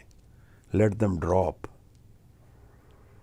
ਫਿਰ ਮਨ ਨੂੰ ਸ਼ਬਦ ਦੇ ਵਿੱਚ ਲੀਨ ਕਰਾਂਗੇ ਤਾਂ ਸ਼ਬਦ ਦੇ ਵਿੱਚ ਦੇ ਆਨੰਦ ਦਾ ਪੋਟੈਂਸ਼ੀਅਲ ਹੈ ਭਾਈ। ਜਿਸ ਦਿਨ ਸ਼ਬਦ ਔਰ ਸੁਰਤ ਇਕਾਗਰ ਹੋ ਕੇ ਹਾਜ਼ਰ ਹੋ ਗਈ, ਕਿਰਪਾ ਹੋਏਗੀ ਮਹਾਰਾਜ ਦੀ। ਜਦੋਂ ਆਪ ਬੈਠੋ, ਮੂਲ ਮੰਤਰ ਪੜ੍ਹੋ, ਜ਼ੋਰ ਦੀ ਪੜ੍ਹੋ, ਗਾਵੀਏ, ਸੁਣੀਏ, ਮਨ ਰੱਖੀਏ ਭਾਉ, ਤਾਂ ਕਿ ਆਲ ਦੀ ਸੈਂਸਿਸ ਆਰ ਡਰਿਵਨ ਟੂਵਰਡ ਸ਼ਬਦ। ਜਿਹੜਾ ਅੰਤਰ ਸ਼ਬਦ ਵਸਦਾ ਹੈ ਉਹ ਜਗ ਜਾਏ, ਕਿਉਂਕਿ ਇਹ ਸ਼ਬਦ ਦੇ ਦਰਸ਼ਨ 3 ਹਨ। ਗੁਰੂ ਦੇ ਦਰਸ਼ਨ 3 ਹਨ। ਇੱਕ ਤਾਂ ਨਿਰੰਕਾਰ ਦੀ ਸ਼ਕਤੀ, ਐਵਰ ਪ੍ਰੈਜ਼ੈਂਟ ਐਨਰਜੀ, ਉਹ ਸ਼ਬਦ ਹੈ, ਉਹ ਗੁਰੂ ਹੈ। ਦੂਸਰਾ ਗੁਰੂ ਗ੍ਰੰਥ ਸਾਹਿਬ ਜੀ ਜਿਹੜੇ ਹਾਜ਼ਰ ਨਾਜ਼ਰ ਸਾਡੀ ਸ਼ਕਤੀ ਹੈ, ਗੁਰੂ ਨੇ ਸਾਡੇ, ਉਹ ਸ਼ਬਦ ਹੈ। ਤੀਸਰੇ ਦਰਸ਼ਨ ਖਾਲਸੇ ਦੇ ਨੇ। ਤਾਂ ਪੂਜਾ ਅਕਾਲ ਕੀ, ਪਰਚਾ ਸ਼ਬਦ ਦਾ, ਦੀਦਾਰ ਖਾਲਸੇ ਦੇ। ਤਾਂ ਅਸੀਂ ਜਿਹੜੇ ਗੁਰੂ ਗ੍ਰੰਥ ਸਾਹਿਬ ਜੀ ਮਹਾਰਾਜ ਦੇ ਸ਼ਬਦ ਦਾ ਧਿਆਨ ਕਰਕੇ ਉਸ ਨਿਰੰਕਾਰ ਦੇ ਸ਼ਬਦ ਦੀ ਹਾਜ਼ਰੀ ਵਿੱਚ ਹਾਜ਼ਰ ਹੋਣਾ ਚਾਹੁੰਦੇ ਹਾਂ। ਤਾਂ ਜਿਹੜਾ ਸਦਾ ਵਿਆਪਕ ਸ਼ਬਦ ਹੈ ਉਹ ਜਿੱਥੇ ਵਸਦਾ ਹੈ, ਇਸ ਸ਼ਬਦ ਦੇ ਰਾਹੀਂ ਅਸੀਂ ਉਹਦੇ ਨਾਲ ਜੁੜਨ ਦਾ ਯਤਨ ਕਰਦੇ ਹਾਂ। ਔਰ ਹੈ ਉਹੀ, that's what it is for. ਜੈਸੀ ਮੈਂ ਆਵੇ ਖਸਮ ਕੀ ਬਾਣੀ, ਇਹ ਤਾਂ ਖਸਮ ਦੀ ਬਾਣੀ ਹੈ, ਇਹ ਤਾਂ ਲਵਰ ਦੀ ਬਾਣੀ ਹੈ, ਪ੍ਰੇਮ ਦੀ ਬਾਣੀ ਹੈ, ਇਹ ਤਾਂ ਆਪਣੇ ਆਨੰਦ ਨੂੰ ਮਿਲਣਾ ਹੈ। ਆਪਣੇ ਆਪ ਨੂੰ ਇਸ ਪ੍ਰੇਮ ਵਿੱਚ ਬਹਿ ਦੇਣਾ ਹੈ। ਤਾਂ ਫਿਰ ਕਿਰਪਾ ਕਦੋਂ ਹੋਏਗੀ, ਇਹਦੀ ਉਡੀਕ ਨਹੀਂ ਰੱਖਣੀ। ਨਾਮ ਵਿੱਚ, ਪ੍ਰੇਮ ਵਿੱਚ ਬੈਠੇ ਕੇ ਸੰਤੋਖ ਵਿੱਚ ਰਹਿਣਾ ਹੈ। ਫਿਰ ਹੋ ਜਾਏਗੀ ਕਿਰਪਾ। ਇੱਕ ਦੂਜੇ ਦਾ ਸੰਗਤ ਰੂਪ ਵਿੱਚ ਇਸ ਤਰ੍ਹਾਂ ਸੰਗਤ ਮਿਲੇ ਕਿ ਪ੍ਰੇਮ ਇੱਕ ਦੂਸਰੇ ਤੋਂ ਬਹੇ, ਆਸੀਸਾਂ ਮਿਲਣ, ਆਪਣੇ ਆਪ ਨੂੰ ਵੀ ਆਸੀਸ, ਦੂਸਰੇ ਨੂੰ ਵੀ ਆਸੀਸ। ਦੇ ਸੱਜਣ ਆਸੀਸਣੀਆਂ ਜੇ ਹੋਵੇ ਸਾਹਿਬ ਸਿਉ ਮੇਲ। ਇਹਦੇ ਲਈ ਤੇ ਅਸੀਂ ਸਾਰੇ ਆਏ ਹਾਂ। ਤਾਂ ਸਾਰਿਆਂ ਨੂੰ ਇਹੀ ਅਸੀਸ ਦਈਏ, ਹਰ ਇੱਕ ਨੂੰ ਮਿਲੇ। ਇਸ ਆਸੀਸ ਦਾ ਵੀ ਬਹੁਤ ਲਾਭ ਹੈ। ਇੱਕ ਪ੍ਰੇਮ ਦੀ ਆਸੀਸ ਕਿ ਗੁਰੂ ਦਾ ਪ੍ਰਗਟਾਵਾ ਹਰ ਸਥਾਨ ਤੋਂ, ਹਰ ਸੁਰਤ ਵਿੱਚ ਹੋ ਜਾਏ। ਇਸ ਸੋਦਰ ਦੀ ਬਾਣੀ ਵਿੱਚ, ਸੋਦਰ ਦੀ ਇਸ ਪੰਕਤੀ ਵਿੱਚ ਮੈਨੂੰ ਇਹ ਦਰਸ਼ਨ ਦਿਖਦੇ ਹਨ ਕਿ ਅਸੀਂ ਸਾਰੇ ਉਸ ਘਰ ਨੂੰ ਜਾਣਾ ਹੈ ਜਿੱਥੇ ਸਰਬ ਸੰਭਾਲਦਾ ਹੈ। ਉਹ ਸਾਰੇ ਸੰਭਾਲੇ ਜਾਵਾਂਗੇ, ਸਾਡੇ ਸਾਰੇ ਦੁੱਖ ਬਹਿ ਜਾਣਗੇ, ਸਾਰੀ ਪਰੇਸ਼ਾਨੀਆਂ ਚਲੀ ਜਾਣਗੀਆਂ। ਸੋਦਰ ਦੇ ਘਰ ਵਿੱਚ ਜਾ ਕੇ ਅਸੀਂ ਆਨੰਦ ਦੇ ਵਿੱਚ ਆਪਣੀ ਸੁਰਤ ਨੂੰ ਡੁਬਾ ਸਕਾਂਗੇ, ਆਨੰਦ ਦੇ ਵਿੱਚ ਇਸ਼ਨਾਨ ਕਰ ਸਕਾਂਗੇ। ਅੰਮ੍ਰਿਤਸਰ, ਅੰਮ੍ਰਿਤ ਦੇ ਵਿੱਚ ਸੁਰਤ ਦੀ ਡੁਬਕੀ ਲਗਾ ਦਿਆਂਗੇ ਤਾਂ ਉੱਥੇ ਸਾਰੇ ਗੁਰੂ ਹਾਜ਼ਰ ਹਨ। ਫਿਰ ਕੋਈ ਵੀ ਦੂਰ ਨਹੀਂ ਹੈ। ਉਹ ਫਿਰ ਹਜ਼ੂਰੀ ਸਾਨੂੰ ਦਿਖਣੀ ਸ਼ੁਰੂ ਹੋ ਜਾਏਗੀ, ਜਿਹੜੀ ਸਾਨੂੰ ਇੱਥੇ ਨਹੀਂ ਦਿਖਦੀ ਹੈ। ਇਹ ਮੈਨੂੰ ਲੱਗਦਾ ਹੈ, ਮੇਰਾ ਐਕਸਪੀਰੀਅੰਸ ਨਹੀਂ ਹੈ, ਜੋ ਮੈਨੂੰ ਬਜ਼ੁਰਗਾਂ ਨੇ ਸਮਝਾਇਆ ਉਹ ਮੈਂ ਆਪ ਨਾਲ ਸ਼ੇਅਰ ਕਰਦਾ ਹਾਂ। ਐਵੇਂ ਭੁਲੇਖਾ ਨਾ ਲੱਗੇ ਕਿਸੇ ਨੂੰ। ਆਓ ਅੱਜ ਦੀ ਕੋਈ ਅਗਰ ਇਹਦੀ ਐਸੇ ਪੌੜੀ ਦੀ ਵਿਚਾਰ ਫਿਰ ਕੱਲ੍ਹ ਫਿਰ ਕਰਾਂਗੇ। ਅੱਜ ਜੇ ਕੋਈ ਸੁਧਾਰ ਕਰਨਾ ਚਾਹੇ ਮੇਰੀ ਗੱਲ 'ਤੇ, ਕੁਝ ਦੱਸਣਾ ਚਾਹੇ, ਕੁਝ ਪੁੱਛਣਾ ਚਾਹੇ ਤਾਂ ਜੀ ਆਇਆਂ ਨੂੰ। ਮਹਾਰਾਜ